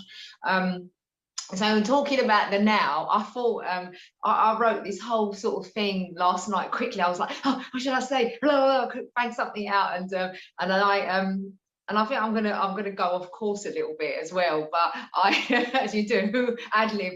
But I thought I would start with the now before I go back, and I wrote this quote to myself. So the road to your dreams lies within the journey to yourself. And this was really, I think this just about sums up my entire life, and I think the life of so many people, so many humans, right? So, you know, I think so many times we sacrifice our own desires, we put ourselves second, you know, we don't really, you know, put our best selves forward. All we do is we tend to think about the needs of everyone else and what's best for everyone else. And, you know, and we do this to fit in. We do it to, you know, because either we're crippled by fear or being exposed or making a fool of ourselves. And in my case, oftentimes, it was really just because I didn't know how to speak. I think I didn't know how to put my voice out there and how to be visible and really show who I truly was. I hid myself. I'd say most definitely hid myself, and really what this ended up with is I ended up being this people pleaser, this, you know, such an empath that really I literally might as well have just not, you know, I was literally, I felt like a body. I felt like I was just this body sitting there in the room and just doing everything I could to make everyone else happy. So I grew up in East London. I'm a Turkish Cypriot girl, and you might be able to tell from the old Cockney accent. And my mum and dad, they were immigrants. They came to the UK in the 60s, and they made a life for themselves. And I saw the struggle, and I saw how hard they worked. They had their own business. My mum was a machinist. My dad was in dry cleaning. And as you can imagine, I had 2 sisters. There was 3 of us. And as you can imagine, being in I don't know if you ever know the Mediterranean life, but it's a very loud, kind of crazy life, and lots of family, and lots of food, and lots of stuff going on. And there's a lot of this happening. And that was the kind of life that I grew up in. And it was great. And it was great. But I think what I realized was that mum and dad, when you come as an immigrant to the UK, and you're to any country, you've got your culture, you bring your culture with you, but yet you're also almost like trying to fit in as well. And I think that really stayed with me for a long time, that whole trying to fit in. And so I grew up in East London, and then my mum and dad wanted me to be a doctor, a lawyer, a this, a that, because that's really very much in our culture. And I didn't want to do that. I had so many dreams. And I remember a really significant moment in my life when I was about 7, standing in the playground, and all these kids were like playing around me. And I was in this school, and back in the 70s, there wasn't as many of us, I suppose, as sort of as many foreigners, I guess, like of my culture. And I was standing in that playground, all these amazing kids running around, all playing and doing their crazy thing. And I was thinking, God, there must be a little bit more to this than this. There must be more to life than this. So I think even from a very young age, I felt this kind of level of discomfort. I felt this sort of restlessness. I think that's what it was. So anyway, I remember sort of, growing up, my mum and dad wanted me to be this and that, and I wanted to be an actress, an archaeologist, an adventurer, a traveller. I wanted to be a detective. I wanted to go here and there and do all these crazy things. But I ended up feeling like I had to conform. And so I went and I went to college. I studied media, studied marketing, PR. I went and I worked in marketing and PR for food, in the food sector, and I'll come to how I came about the whole food thing as well. But I went in the food sector, I worked in the food sector, and I was working in marketing and PR. And actually, in a way, I think I started to feel like, oh, maybe I'm doing a few little things that I want to do. So, as much as I didn't necessarily conform, because I was always fighting, I think that's what I felt as well. I was always kind of like fighting against something. So I was a bit of a rebel. And my dad, one of his favorite lines to me is, "Oh, Julia, you never listen. You never listen." And, and I think that was me. So I always used to just go, you know what? Okay, I hear what you're saying. I want to try this. I want to try that. So, I was, in a way, I always say that I'm a bit of a contradiction in some ways as well, because I have this sort of split personality. Because on the one hand, I was doing my best to constantly fit in, people please, always be really nice, be really kind, and I am a really nice person. I always wanted to just like do everything to help everyone else. But then on the other side, I was going, yeah, but I want to try that. But I want to do that. But I want to do this. So, I was constantly in a battle with myself, and I had so many hopes and dreams. So anyway, I ended up meeting someone and getting married. And I think because I didn't really have, there was a part of me that wasn't so confident in herself. I married someone who was quite bullying, who was quite aggressive. And I'd say that is probably one part of where my journey really began. So my first marriage was to a young man, and I think he was quite immature. I wasn't really prepared for all of this. I had 2 sons, and it became quite apparent early on in the relationship that he was violent. There was a lot of domestic violence. He was abusive. And but I nipped that one quite in the bud quite quickly. I realised he was physically violent, and I knew that wasn't acceptable. So after having 2 children, they were very, very young, we separated and moved on to divorce.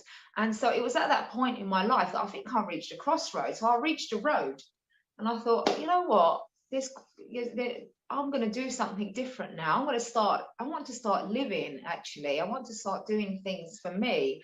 So I went back to college, and the intention was to go back to college to study to be an English teacher, because I always wanted to live abroad. I always wanted to live somewhere else. I didn't really enjoy living in London, funnily enough. And so I went to college to do that, but the course was full. So then I sort of turned to my right, and I saw a stand for a lecturer promoting the chef's course. And I thought, oh, do you know what? I want to do that. I'm actually going to go and be a chef, because I loved food and I loved entertaining. And that is really, I think, where my journey truthfully began. So I trained as a chef. Then I divorced my husband. Then I met a new husband. Then I thought, fast forward that, and then remarried. Only the problem was in that period where I had divorced and separated from my first husband, and then met my second husband, I hadn't actually really addressed who I was. And this is what's brought me to what I do now, because I didn't really truthfully dig deep within myself and truly address why I was sort of contradicting myself, why I'd lived the life I'd lived, why I was attracting the things in my life that I was attracting. And I began to realize, slowly, that things needed to change. So I met my second husband, and everything seemed really amazing on the surface. But over the years, and I had a daughter as well, so I had 3 children by that point. I was running my own business. I became a food writer. I had a catering business. I was working, I became a teacher. So I did do the teacher's course in the end as well. And I was lecturing, I was teaching chefing, and I was actually doing some really amazing stuff. But I always still felt a little bit underwhelmed. I felt a little bit dissatisfied. And it became quite apparent as the years wore on that I actually became a little bit of a shadow of myself. And I began to realize, and I wondered why I was in a bit of a fog. So I began to realize that actually the relationship I was in wasn't as great as I thought it was. So we bought a house. So, much like Sarah, we had mortgage, we had the house in London, we had a Victorian house. Everything was like, and I was able to work part-time. He was working full-time. And I thought, oh yeah, this is great. This is the life you wanted. But actually it wasn't. And what I realized was that in that marriage and in that life, there was a lot of control. And I had actually given up my power, and I had lost a big part of me. I had so many hopes and dreams, and what I realized was that through this marriage, those hopes and dreams had suddenly been shelved. They'd almost got locked away in a box. I felt that I was being chipped away at all angles. I felt confused a lot of the time. It was only later on, after I finally divorced for the second time, that I realized I was in a marriage that was born on coercive control. And coercive control is where you where there is a lot of gaslighting. I don't know if you know about gaslighting. And you're in a relationship where they make you feel that it's all your fault. And they make you feel that everything you do is really wrong. And so you live your life in a bit of a fog.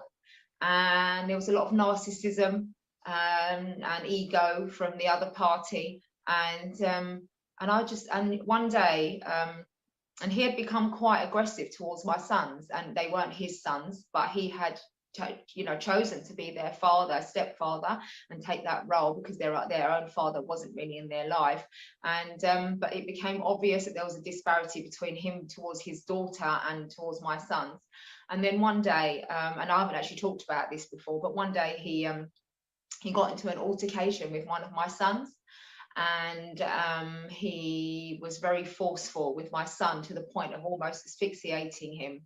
And it was at that point, and the social services got involved, and it was probably the most shameful, humiliating experience of my life and for my sons. And it was that really caused the catalyst for my journey into the transformation. I call it my transformational journey. It was at that point. Everything else up to that point had been a sort of, part of the course, learning from this, taking lessons from that, because everything is a lesson and life is a journey, and learning this and learning that. But it was at that moment when the social services, the police, the CPS, all of these people were involved in my life, that I suddenly realized there was a problem, that something had to change. So it took 3-4 years to divorce, separate, sell our house, and they were probably the hardest, most challenging years of my life, and the most rewarding, and actually the most joyful, because it gave me the opportunity to really go within myself. So the journey into myself, to really understand who I was, what was I doing, the patterns, the beliefs, the old belief systems, what had I learned that I now needed to unlearn, I needed to let go of. I had no self-esteem, I had very low self-worth. I was out there constantly being happy and smiling to everybody out in the world, and then within myself, and when I was at home, I felt terrible. You know, I just didn't feel I was worthy of success, or worthy of receiving love, or worthy of receiving kindness. And so I read a book by Gay Hendricks called The 5 Wishes. I don't know if anyone knows it. It's an amazing book. And it was that book that I think really did change some of my perspective. So I read a lot of books. When I went on this journey, I read a gazillion books. I meditated, I chanted, I did yoga, I prayed, I said use affirmations, incantations, I did everything. And I think when I read 5 Wishes, it really made me think, do you know what? So 5 Wishes is about a guy who meets someone who says, put yourself on your deathbed, and have you really lived the life that you wanted to live? And I think it was at that moment that I realized, while I was going, you know, I'd sort of started the journey of the divorce, that I realized, no, I hadn't lived the life I really wanted to live. I'm going to live the life I want. I'm going to live the life that works for me, that makes me happy. Because if I don't live that life, I will forever feel completely dissatisfied, and I don't want to die knowing that I had a life unlived. That's what I call it, a life unlived. And so I told myself, what are your wishes? What have you always wanted? And, you know, it was those that helped me get through the really difficult times. It was those wishes and those passions and desires that helped me get through the journey I was on. So I transformed myself, and it was that made me think, you know what, I'm going to train to be a transformation coach. I'm going to go and do this rational, emotional, behavioral therapy, because we have so many irrational beliefs. We hold irrational beliefs that are born of other people's old beliefs of you, or other people's sayings, other people's comments of you, who you are, or, you know, cultural, you know, expectations. You know, we hold these beliefs, and these beliefs we need to let go of, you know, because they are irrational, because they're not you. You have to get in touch with you, and that's what I did. And so I want to share that with the world. My whole, you know, my life now is about sharing that. It's about sharing it through food, using cooking therapy, you know, doing all sorts of stuff. And, you know, cooking, and the reason I love the food so much is because when you cook food kind of brings people together. So I use the food as a real platform for everything, because food brings everything together. Births, deaths, marriages, arguments, funerals, whatever it is, we resolve things around food. We have conversations around food. Food can be a story that we tell, you know, about our lives. And so I use that, but, you know, I do all sorts of stuff around that. But yeah, I think for me, transformation is so crucial. Knowing who you are, valuing who you are, appreciating who you are is what makes us, you know, our best self. Thank you, Yulia. I absolutely love your energy, amazing energy. And, you know, when you were doing that sort of big movements, I'm like, I know that. I'm the same. Similar background, similar family, you know, obviously I'm from South Africa, so I kind of know that that juggle, and I know there's lots of people on here who've had to move to different countries, who had that tension going on between leaving your country and culture and trying to fit into a new country and a new culture, and that tension it creates. And I have my own journey with that, and I realized there was a day in the office, probably 5 years into coming to London, where I just one day decided, that's it, I'm no longer trying to fit in anymore. This is about me being me. And it's amazing how things really just from that day started to sort of fall into place. But there are so many themes that I want to pick up with you, and I love that you shared with us the bit about the food at the end, because I think the whole food therapy, and as you say, food brings people together. Again, from my South African roots, I always say to people, there's like food and just the coming together with people and friends and family. It sits at the heart of everything, and it just makes life so meaningful. And so I love this idea of food therapy. Could you maybe just explain a little bit what that entails? If someone's doing food therapy specifically to recover, what does that sort of entail? Yeah, so when I do the food therapy, the cooking therapy, I always say what you put in is what you get out, right? And the thing with food is we do have we can have quite a difficult relationship with it, because if depending on how you grew up or depending on what your experience, food can either be your friend or your enemy, right? So from a health perspective, if you're down, if you're sad, some people will neglect themselves and they won't eat. And if you're really happy, or if you're really down or sad, you'll overeat, right? You'll comfort eat. So food can be a salvation. Food, is there to nourish us and nurture us and make us feel better about ourselves. But really, if you're putting in bad foods because you're feeling bad about yourself, then you're not going to feel great. You're not going to feel better. You're not going to be able to make yourself better.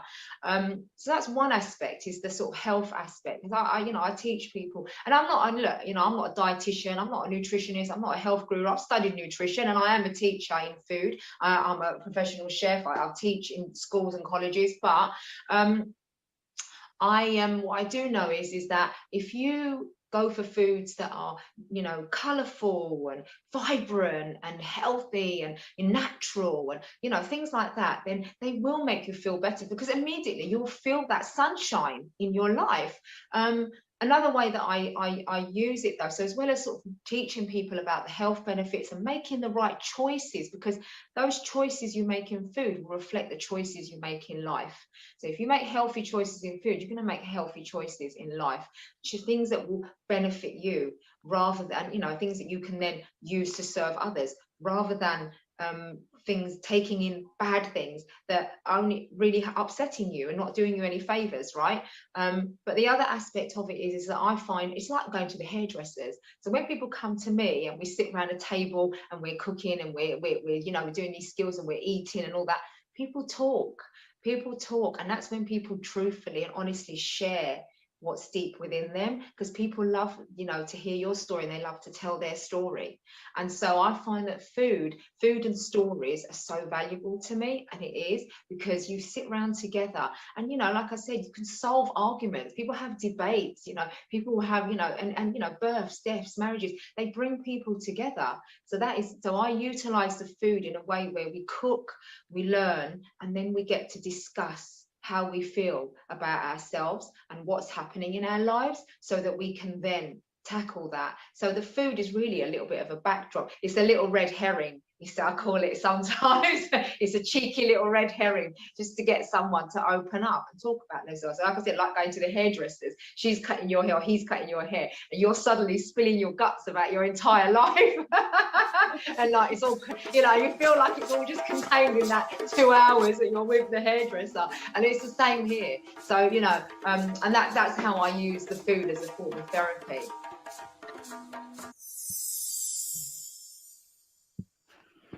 Absolutely fascinating. Food as a form of therapy. Wonderful presentation.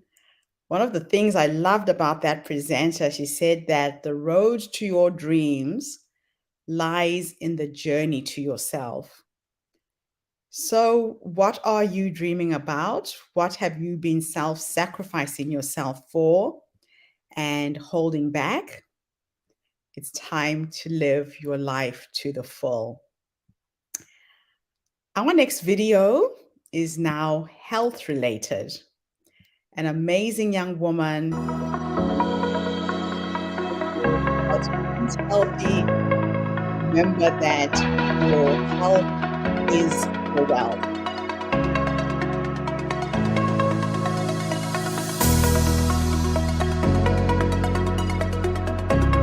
Well, first, thank you for having me. My name's Ashley Tresleen. I own Bella Foodie, and I am 37 years old. Where we begin? Yeah, I'm actually in Massachusetts, and so we are very far apart, but I got sick my last years in high school and my first years in college, and I didn't really know what was going on with me. I saw many, many doctors, more than I think I can count, and a few of them told me it was in my head, and I kept fighting and telling them there was something wrong with me. And by the time I was 21, I had been sick for years, and so many things had happened to me in and out of the hospital stays, and they finally diagnosed me with MS. Well, when I finally got my diagnosis, I decided that I was going to learn everything I can. I was fed up with spending all that time in the hospital. I was fed up with doctors trying to get the right medications and feeling like a science experiment, feeling like I was getting poked and prodded for whatever reason, I couldn't tell.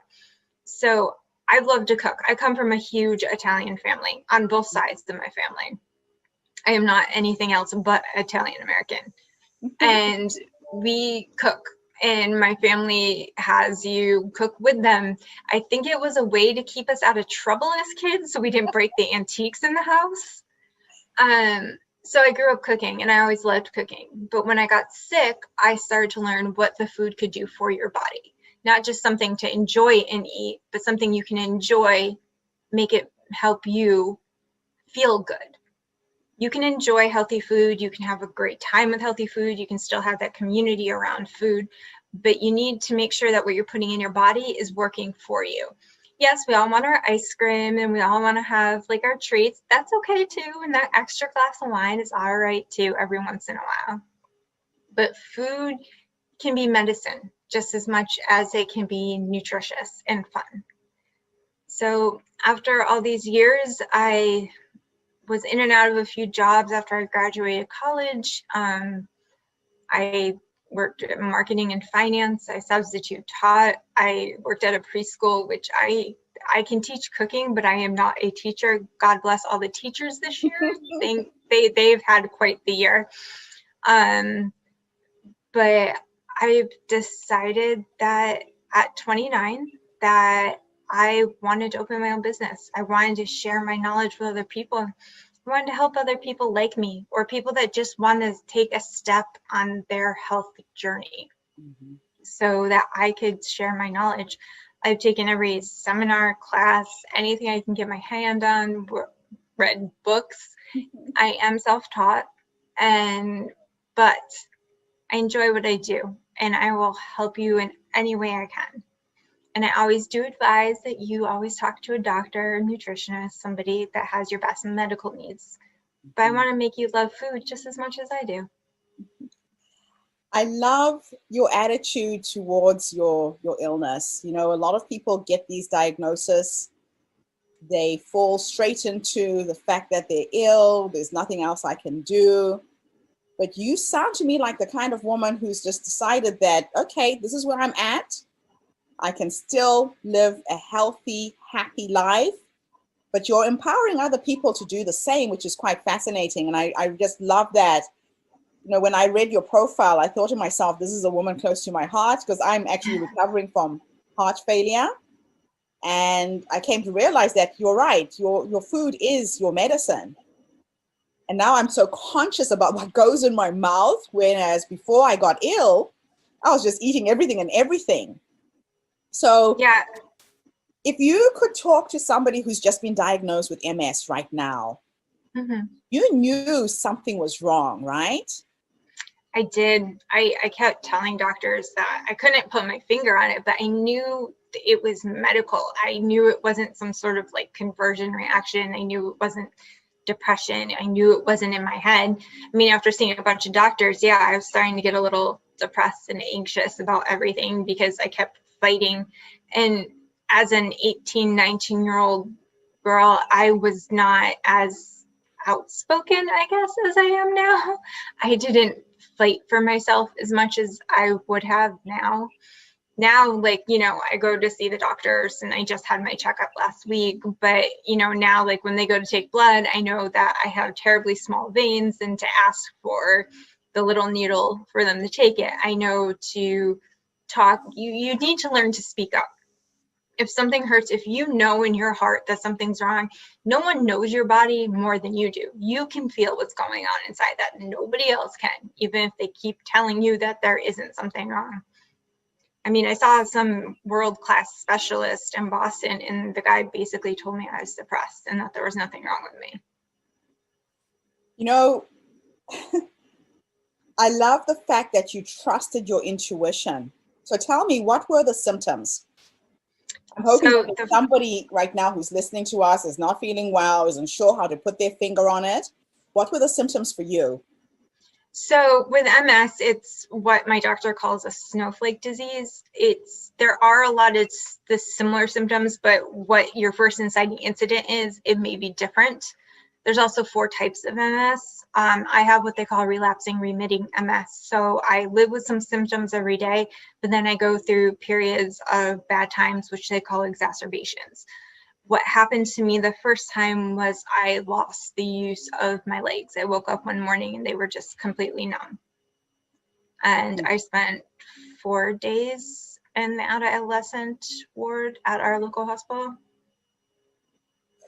Wow. Wow. So just one day you're fine, the next day you've lost the function of your legs. Yeah. And then what happened after that? A lot of tests, a lot of doctors, a lot of people telling me this or that. It took a good 2.5, 3 years before they actually got it right.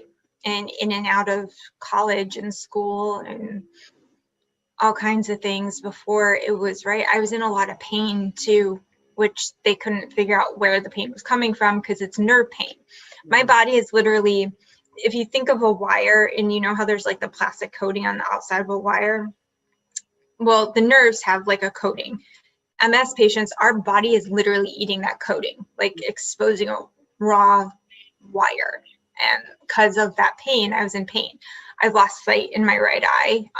They didn't treat it soon enough, so I probably would have gotten more sight back, but it happened several times before they could give me a diagnosis and before they treated it, because the doctor I was seeing didn't quite have the bedside manner that the wonderful doctor I have now did. And I don't know if he actually believed me. I've had a few spinal taps too. That was unpleasant. Wow.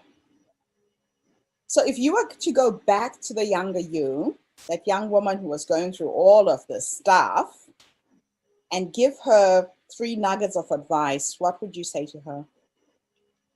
I would probably yell at her to speak up more and to know that it gets better. I want to remind her that things do get better, and that just because they tell you that it's a disability or that, you know, your future may not look the way you had planned, because I had already done that. You know, you graduate high school and they tell you to plan your 5-year plan.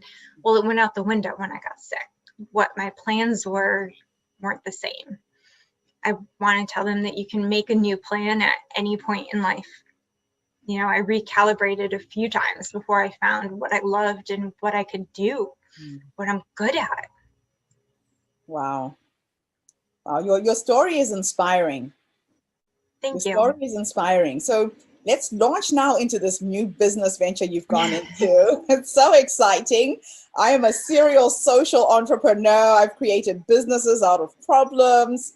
I create businesses to empower other people. What is your vision? What is your mission around this new business venture? So we help people. I'm technically a personal chef. I do cook for clients that need help, and I make prepared meals. I believe that organic food is a wonderful thing, or if you can't do organic, to buy local.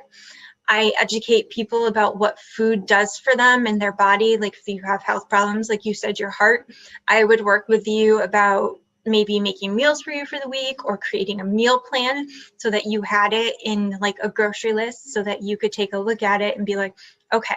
Because when people first get sick and they have to change their diets, it is the most overwhelming thing in the world. They literally stand in the middle of the supermarket going, what do I do? Like, is this what I need? And labeling, I don't know what it is where you are, but in the US, you know, you can have deceptive marketing and labeling, and some things aren't regulated by the FDA for us. So like you can have the word natural and people will think that, hey, guess what? It's healthy because it says natural, and it's not an FDA or regulated marketing term. Wow. I also tell them to read labels, because if it sounds like a cleaning supply in the ingredient list, you probably shouldn't be eating it. I love that. Yeah, we all know what we're talking about. Yeah. All those things we ate as kids that we thought were so good, and, you know, we crave when like something, but, you know, they have lists about this big on the package, and it's for something that shouldn't be tasting that way. And, or they have chemical words that are this big, and all that is for GMOs. Food is medicine. I believe we need to be healthy from the inside out. Mm-hmm. So I teach, I educate by teaching seminars and workshops at local colleges. I teach cooking classes, which I've been doing on Zoom, from ages 4 to 100. Anybody that wants to participate, we can. I've even used my cooking classes to raise money for some local charities. That is just absolutely wonderful. And it's so good that you're doing it online, especially now people can still get access to you, right? Yeah, and it's actually really fun, because it's even more fun because everyone's in their own kitchen. Yes. So, you know, there's life happening around everyone, so we just can't stop that. So, you know, the dog's barking, or whose husband walks in and says hi while we're like doing a cooking class or something, or the kids that want to try everything and talk to me while, you know, mom's getting something. It's really cute. It makes it more like real life, and it actually makes it easier for them to prepare and feel more confident because they're preparing it in their own kitchen. Yeah, that is wonderful. Well, listen, I really have to thank you for coming online and sharing this with us today. I'm going to finish with one last question. Okay. If I was to teleport you into your future, to the 100-year-old you, you're eating so healthy, you'll probably live until you're 120. And you could have a conversation with the older you know, based on how you're living your life right now. What would you say to that woman sitting in a rocking chair? Maybe you've had a couple of kids, you've got some grandchildren, great-grandchildren. What would you say to the older you? Oh boy, from me now to the older me, I would probably ask her if I figured out that work-life balance and figured out how to have more fun. And if the way that I'm living now is what kept me going to that age. I love that. Wondering if she learned some tricks along the way that I maybe could put into use now. That is just awesome. That is awesome. Yeah, I do that a lot in meditation.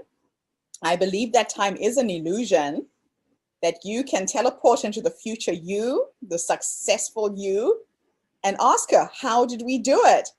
And so sometimes what happens to me is I'll be working on a certain problem, and then I'll have a dream. So most of my stuff percolates through my dreams.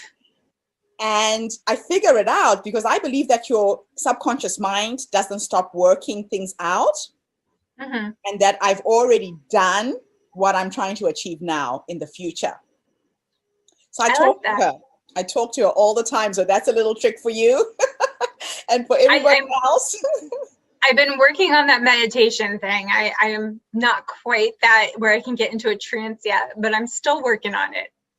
Keep at it. It works when you still the little monkey brain. We are born with all the answers that we need to solve the problems in our lives.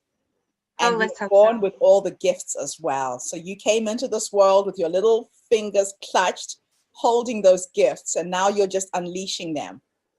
My grandmother used to say that most people go to their graves like this. They hold on to their gifts. They never share them with the world. Oh, wow. So kudos to you for doing what you're doing. You have it, it's in you. And I'm excited that I've met you and I'm now part of your journey and you're part of mine. Thank you for having me, and it was so nice to meet you. Absolute pleasure.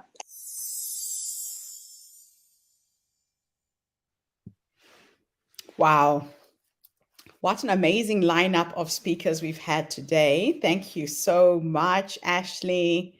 Your health is truly your wealth. Unless you are healthy, you are no use to yourself or anybody else.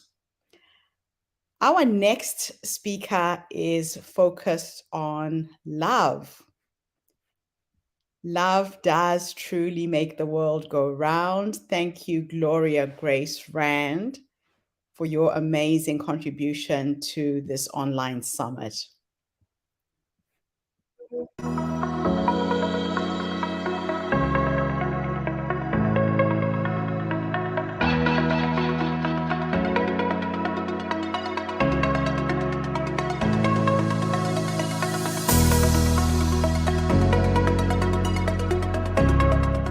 Okay, well, I am Gloria Grace Rand, and I am based in a little town called Oviedo, Florida, which is just outside of Orlando.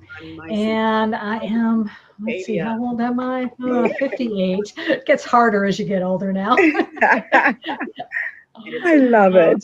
Yeah, and so, yeah, I am 58 years old, and I am, the venture of I just published my first book, which is exciting. That's something I never actually dreamed that I would do.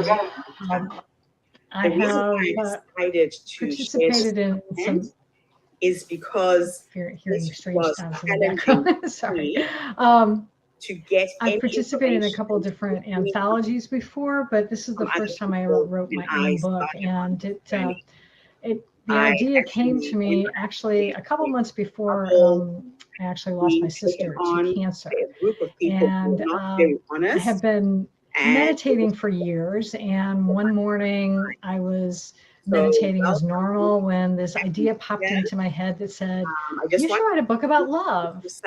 And I looked around going, where is that coming from? Because my business is actually marketing, online marketing. I help small business owners writing content for their websites and doing blog articles and things like that. It's like, I didn't think I was qualified to write a book about love. Yes, sorry, I was But just the sharing. long story short of it is the fact that, well, actually, before I get to that, what I realized was like, okay, well, I'll play along with this idea. And I opened up a document on my computer and said, okay, write about love. What should I write? And then another idea came to me that said, love is an acronym. I went, oh, okay, that's interesting. So what does the L stand for? And that was let go and let God. Like, okay. And the O was open your heart to receive. The V was value your uniqueness. And the E was embrace your divinity. And I was intrigued and curious, but as often happens, life gets in the way. And I wasn't able to really deal with writing the book for a while because unfortunately my sister had taken a turn for the worse. I had to fly out to Arizona to be with her. And as I mentioned, she actually transitioned a couple months later. But so over the next couple of years, as I was mourning her loss and also trying to get my business going, I started working with a lot of different people, trying to be able to manage all of these things. And I eventually started working with a coach to revisit this book idea. And even though I hired him to help me with my business, we wound up talking more about my spiritual beliefs, and he encouraged me to start exploring this book idea, start talking about it. And the more I did, the better I felt, for one thing, and it helped me to start really getting clear on what these messages were. And one day when we were having one of our sessions, it finally dawned on me why I was given this idea. Yes, it's to help people, but ultimately it was to help myself. I had to learn how to love myself. And when that realization came, I mean, it was like a ton of bricks. But of course, as we all know, people usually teach what they need to learn, right? So that's what I started doing. Yeah, and I finally, it took me last year to finally get it all the way done, but I'm very I'm happy with the results, and it has made a huge impact on my life, and now I want to be able to help others in theirs. Congratulations, and my condolences for losing your sister. Thank you. I know grief is something that a lot of people are dealing with, especially right now. Never easy when you lose someone that close. Mm-hmm. Yeah, she was. I mean, she was 10 years older than me, but I still, she still died too young. I mean, she was only 64 when she passed, so I was anticipating, 20 more years. Wow. So based on this crazy writing process that you created or you discovered, if you were to talk to somebody right now who's listening to this interview, who kind of feels they've got something to say, but they're not sure about how to do it, what advice would you give them? It sounds to me like you were just trusting those little promptings. I was, and really what ultimately helped me to get the book done was getting out of my normal place. So instead of just, because I was sitting in my office trying to write this book and not getting anywhere, and then a good friend of mine suggested that maybe I go someplace that actually, that really makes me feel good. And I love going to the beach. The water is my happy place. And so I started spending, I would take Friday morning off from work, and it's about an hour's drive to the ocean from where I live. And I would spend the morning just handwriting in a journal. And that helped a lot. And then that got the first draft done, but then if writing a book, of course, you have to edit it and kind of go over things. And I got stuck for a while, and then I had another coach recommend to me, just spend 15 minutes a day. Just commit 15 minutes a day. And I did that, and that actually helped me a lot. Because even sometimes, even if I didn't necessarily write, but just at least sitting in front of my computer thinking 15 minutes about the book, it helped jumpstart me, and I was able to finally get it done. I was watching a TED talk by Elizabeth Gilbert the other day on how to find your genius. And she talks about just showing up sometimes, even if you have nothing to write. Right. She says she goes into her office and she'll sit there with nothing in mind, and she'll tell her genie that I'm here, I am the scribe, work through me, let's get this work done. And it's amazing what happens there, right? Yeah, absolutely. I mean, even when I was at the beach, I would just sit down and go, okay, God, what do you want me to say? It's like, what does this mean exactly? And I just kind of wait a little bit, and then the ideas would come through. I love that. So you literally channel this book with divine guidance by the sound of it. Yeah, absolutely. Now you have plans for the book. You're going to be running workshops. You're going to be coaching. Tell us a little bit about that. Yeah, absolutely. I definitely intend to use this as the foundation really for now my business. Because last year I was sort of stuck. I wasn't sure what to do, and it finally realized I was like, I needed to get the book done, because that has given me the foundation from which to create an online course. I'll be able to do. I definitely want to do a workshop. I've taught a little bit of these concepts in the past before the pandemic. And it was well received then, but now that I've known so much more and I've really embodied it, I know I want to be able to do, it will be even better the next time around. So I'm looking forward to doing something like that later in the year. Right now, with world being where it is, I mean, the pandemic has presented all of us with a magical opportunity, especially for coaches, people who are in the personal development world. People are seeking connection, they're seeking support, they're seeking advice. I think this is a very pivotal time for you to step into that arena and help, right? Absolutely. In fact, I really believe that the reason it took me this long to get the book done, one of the reasons, was the fact that it needed to come out this year, because I wound up actually, I talk about my sister a little bit in the book, and her birthday was February 21st. And so I talked to my publisher and said, I'd really like to release it on February 21st, 2021, because I love it was 2/21/21. I mean, the numbers are perfect. And so yeah, that's, I figure it's all divine timing. Everything turned out the way it was supposed to. Yeah, they say that the Chinese write word for crisis with two symbols.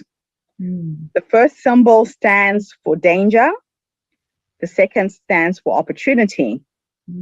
So COVID is presenting us with both. We are literally a breath away from affecting and infecting each other. But at the same time, we are also more connected as a race, as human beings, than we ever have been. Yeah, absolutely. And especially through the to internet, have technology, even like yes. this, you know, to have things like Zoom that has helped so many people stay connected. And it's really good to know, especially people who live alone, that they're not alone. You know, they are able to see other people. That's wonderful.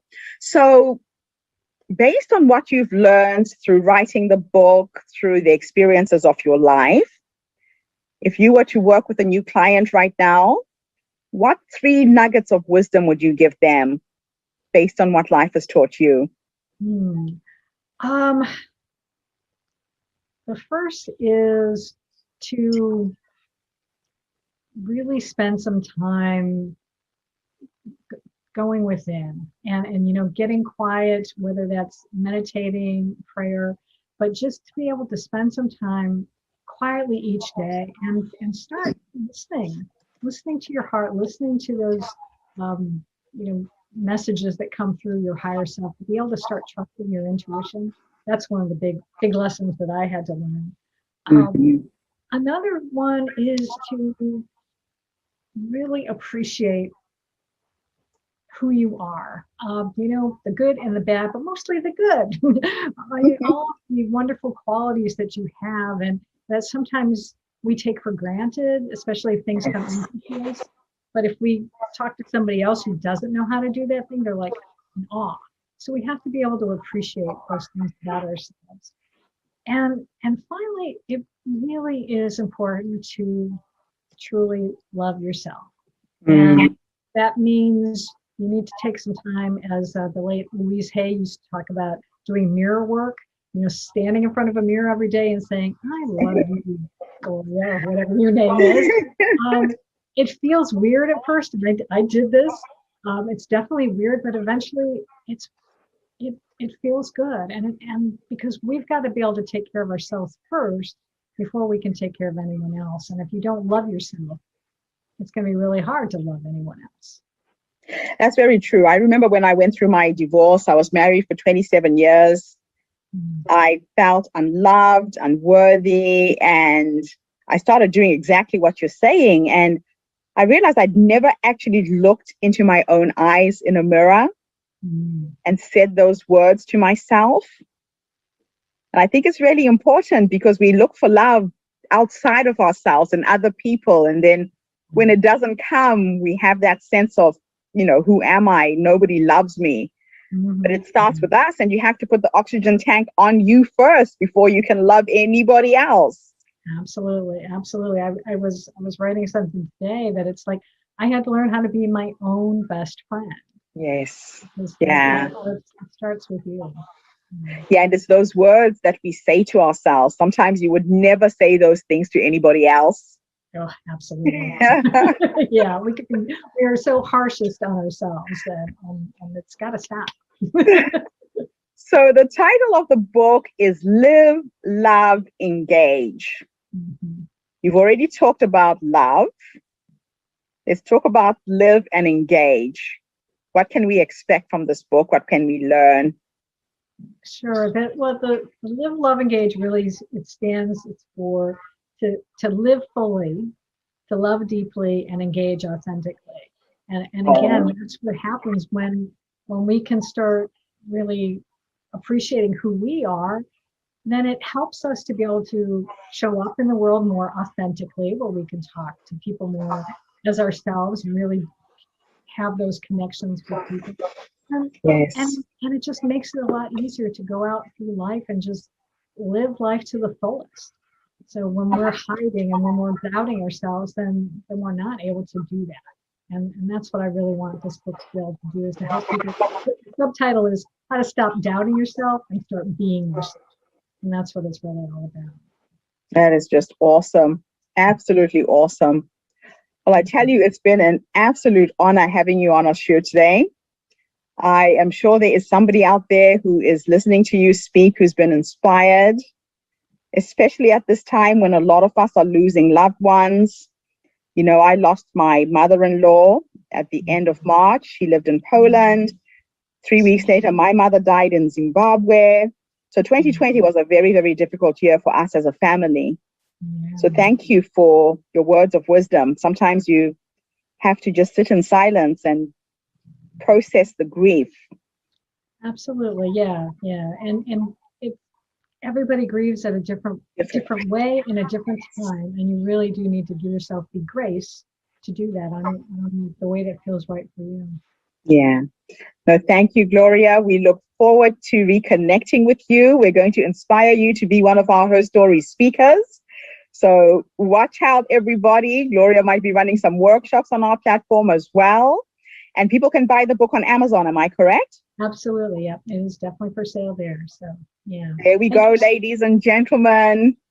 Live, Love, Engage by Gloria Grace Strand. Please go onto Amazon, check her out, buy her book, and support this amazing author. And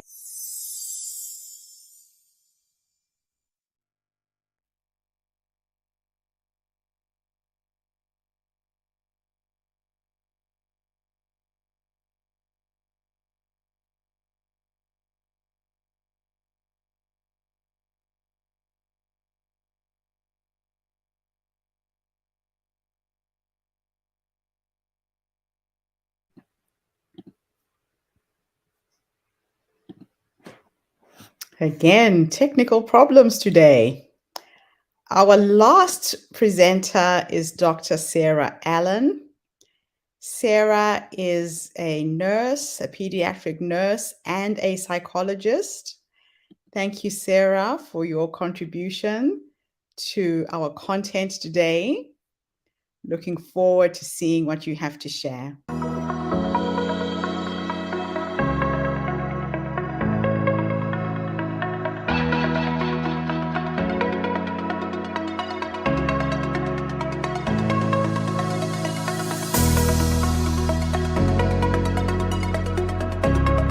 Sure. So I'm Dr. Sarah Allen. I am in the United States, in New Jersey, right outside of Philadelphia. And I'm 38 years old, and I'm a pediatric neuropsychologist. Wonderful. So where does your story begin?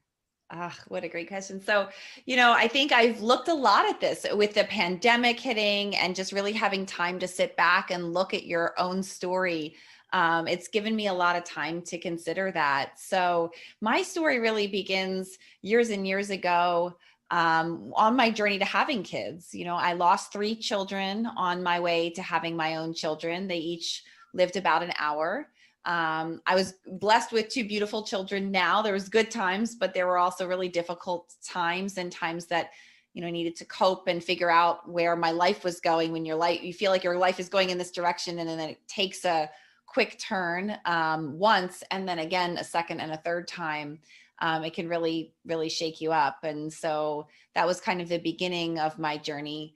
And then my mother battled cancer twice. And then my sister, more recently in 2018, died of breast cancer at the age of 29. And shortly after that, I got divorced and I moved and just really realized how much the world can shake you up. And I'm a neuropsychologist who studied the brain for over 15 years. And I really had to lean back on that experience, that professional experience, and combine that with my personal experience to really get through some of those times. And then when the pandemic hit and everything shut down, we were stuck with this time. And I realized that after all of that stuff that had happened, I never really processed anything. I just kept moving. Even though my whole job as a clinical psychologist and as a neuropsychologist is processing and is helping people through things, I didn't do it myself. I just didn't have the space or the chance. It was just one thing after another. And so when the pandemic hit, it gave me this time to sit back. My work is mostly in schools, consulting for kids in schools, and that had shut down. So really it was just me and my children. And I needed to process that stuff. And I realized that processing is a process and you have to work through that. And I didn't have as many of those processes as I wanted to. And once I found them, I realized I don't have them as much to give to my children. And so over the course of time, what I realized is I needed a plan. My kids needed their mom back. And I really needed to find a way to help other families, because other families were coming to me as well, develop a plan for raising their kids. And by the end of the pandemic, I'd written a book called Raising Brains and developed a course for parents called the Little Brain Master Parenting course. And it's really designed to help parents do what I needed to do, which is find yourself as an individual, find yourself as a parent, and find your kids as individuals, and combine all of that to have this plan for raising your kids.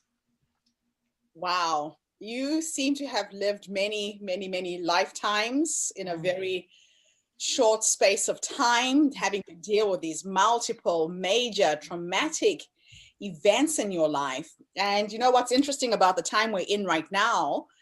I feel like this pandemic has helped all of us pause. We're being forced to really face what's happening in your life at this moment in time.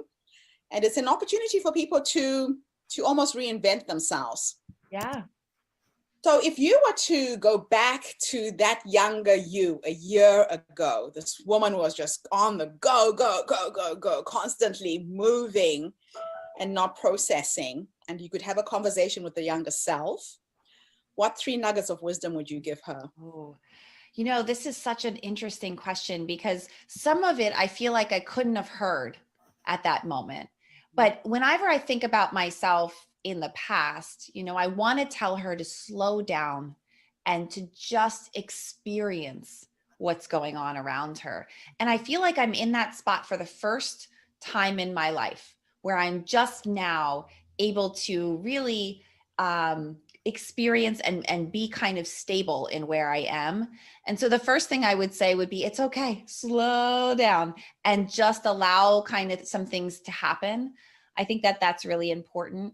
And although I'm not sure I would have been able to process it at the time, with that slowing down comes the ability to process, and comes the ability to really allow yourself to understand what's happening with you and work through it. You know, I didn't realize how much I had been through, like you said, multiple lives almost, until I started writing my book. And then when I wrote it all down on the page, I looked at that and thought, oh my gosh, that looks like a lot of stuff. But, you know, when you're going through it, you're just going through it. You know, you're just getting through it. And process yeah. it. Exactly. And so I think, and then the third thing would be, what I realized over time is having good friends around you and good people around you, not just personally, but professionally. Kind of networking, building yourself up is really a nice place to be, because the more you're talking about what is exciting to you and what you're passionate about, and you're involved with other people's passions, and you're really looking to do good and to be good, wonderful things kind of happen from that. And even if you go through tough times, what I learned through all those tough times is having the good people around me. You know, it's not quantity, it's the quality of those people. We banded, you know, together so much, and I feel so fulfilled in those relationships in my life. And so, you know, making those relationships would be really important. So slowing down, processing, you know, and maintaining and building those relationships really solidly would probably be my 3 things. That's wonderful. Now you've come out on the other side and you've developed several products. Let's talk about the book, and then let's talk about your coaching, your mentoring, how you're helping other families deal with situations right now. What can a parent expect from the series of books that you've put out? So the book is called Raising Brains, and it's a mindful meddling approach is the way I call it, because we're all going to meddle. We just need to do it mindfully. And we want to successfully raise connected kids, right? Kids that build those relationships I just talked about, kids that feel good about the relationships that they're in, they feel happy. And so, you know, it might be a little bit about redefining what success is, that success really is about connectedness and about doing what fuels you. But really what it is it's a program, it's a path, you know, it gives you a manual almost for raising your kids. You know, I often say, if I gave you 3 rules for raising your kids would break all 3 in the first day. So I can't give you this, and this, but I can give you a guide. And that's what it really should be. You know, it should be a guide for raising kids.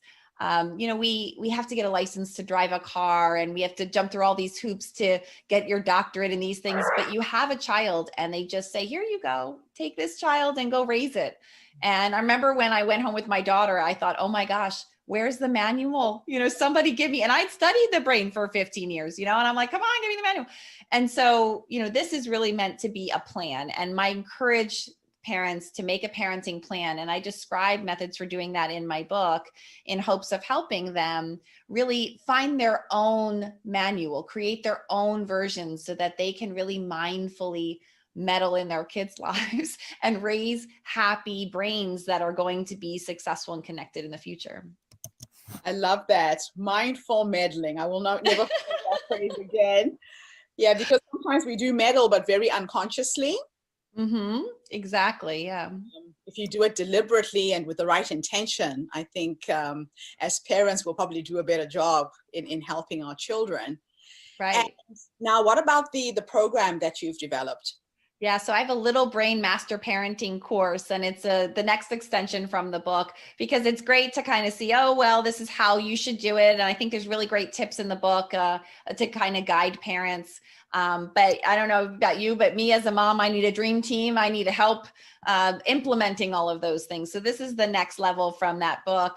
And it's really designed to do a couple things. One is help people understand what I'm talking about in the book and what the content is. And again, the next level, the explanations to a lot of what you'll read in the book in more detail and in a very practical, applied way. And then it also has coaching, you know, weekly coaching sessions so that we can really help to apply that to everybody's specific setting, which I love. So I love the application to it. And then the other piece that it does is connect you to a community of moms who are going through this same thing and who can really give you their best tips for how they applied this or for how they're raising their little brains. So we kind of have the community as well as that, that information piece to the course. And I think with COVID right now, the need for community is so much bigger.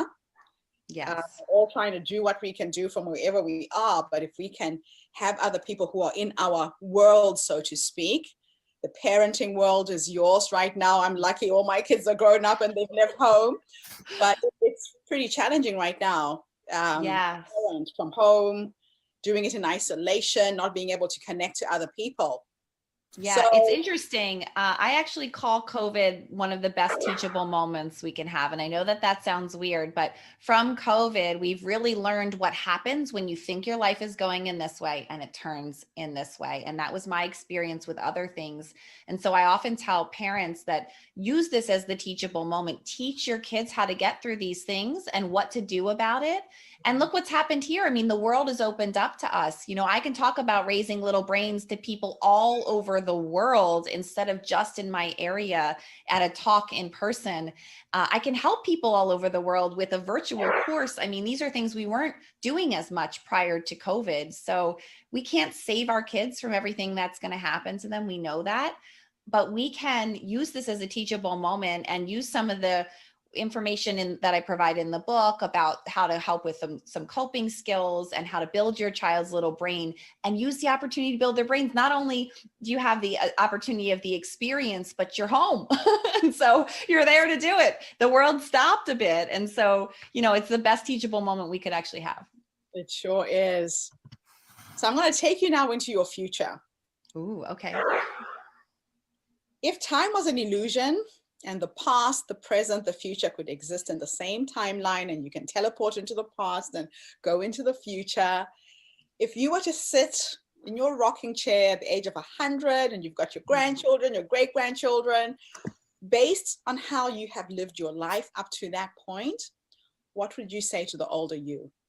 Oh, what would I say to the older me? I love this question too, because I always say when I'm reading different people's work in my field or outside of my field, I always say if we could start from where people in the field ended and then go, it would be, we'd be so much further ahead. We all have to get there ourselves, right? You know, like we all have to do that.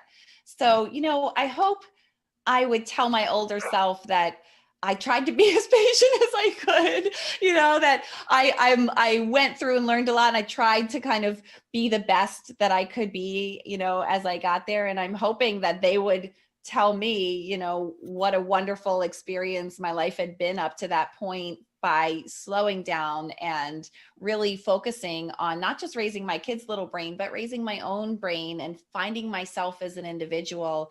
And as a woman in business and in, you know, the clinical world and all of that really has come together for me at my age now. And so I hope that that continues to grow, where I get comfortable in my own skin and in my ability to kind of express what's happened to me and help build other people up around me. So I hope when I'm up there, there's a big community of other women feeling really supported by me and supporting me back. And maybe it'll be a big party. I don't know. Hopefully we won't have COVID then. And so it'll be really fun.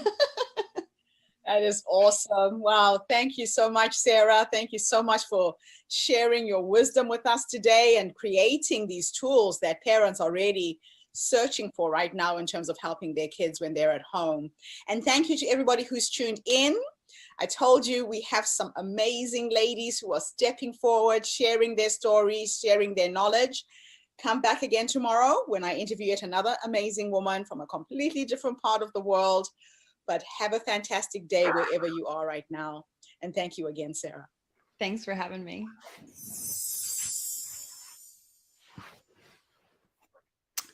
And that's it for today, everybody. Thank you so much for tuning in. I will be back again tomorrow, same time, 7 a.m. Melbourne time, 9 a.m. in New Zealand. Have a fantastic day, morning, or evening, wherever you are in the world. And if you do have a story you want to share, please go onto our website. We need more speakers to finish off the next 6 days. theherstorycircle.com. Register to share your story. I'll see you tomorrow.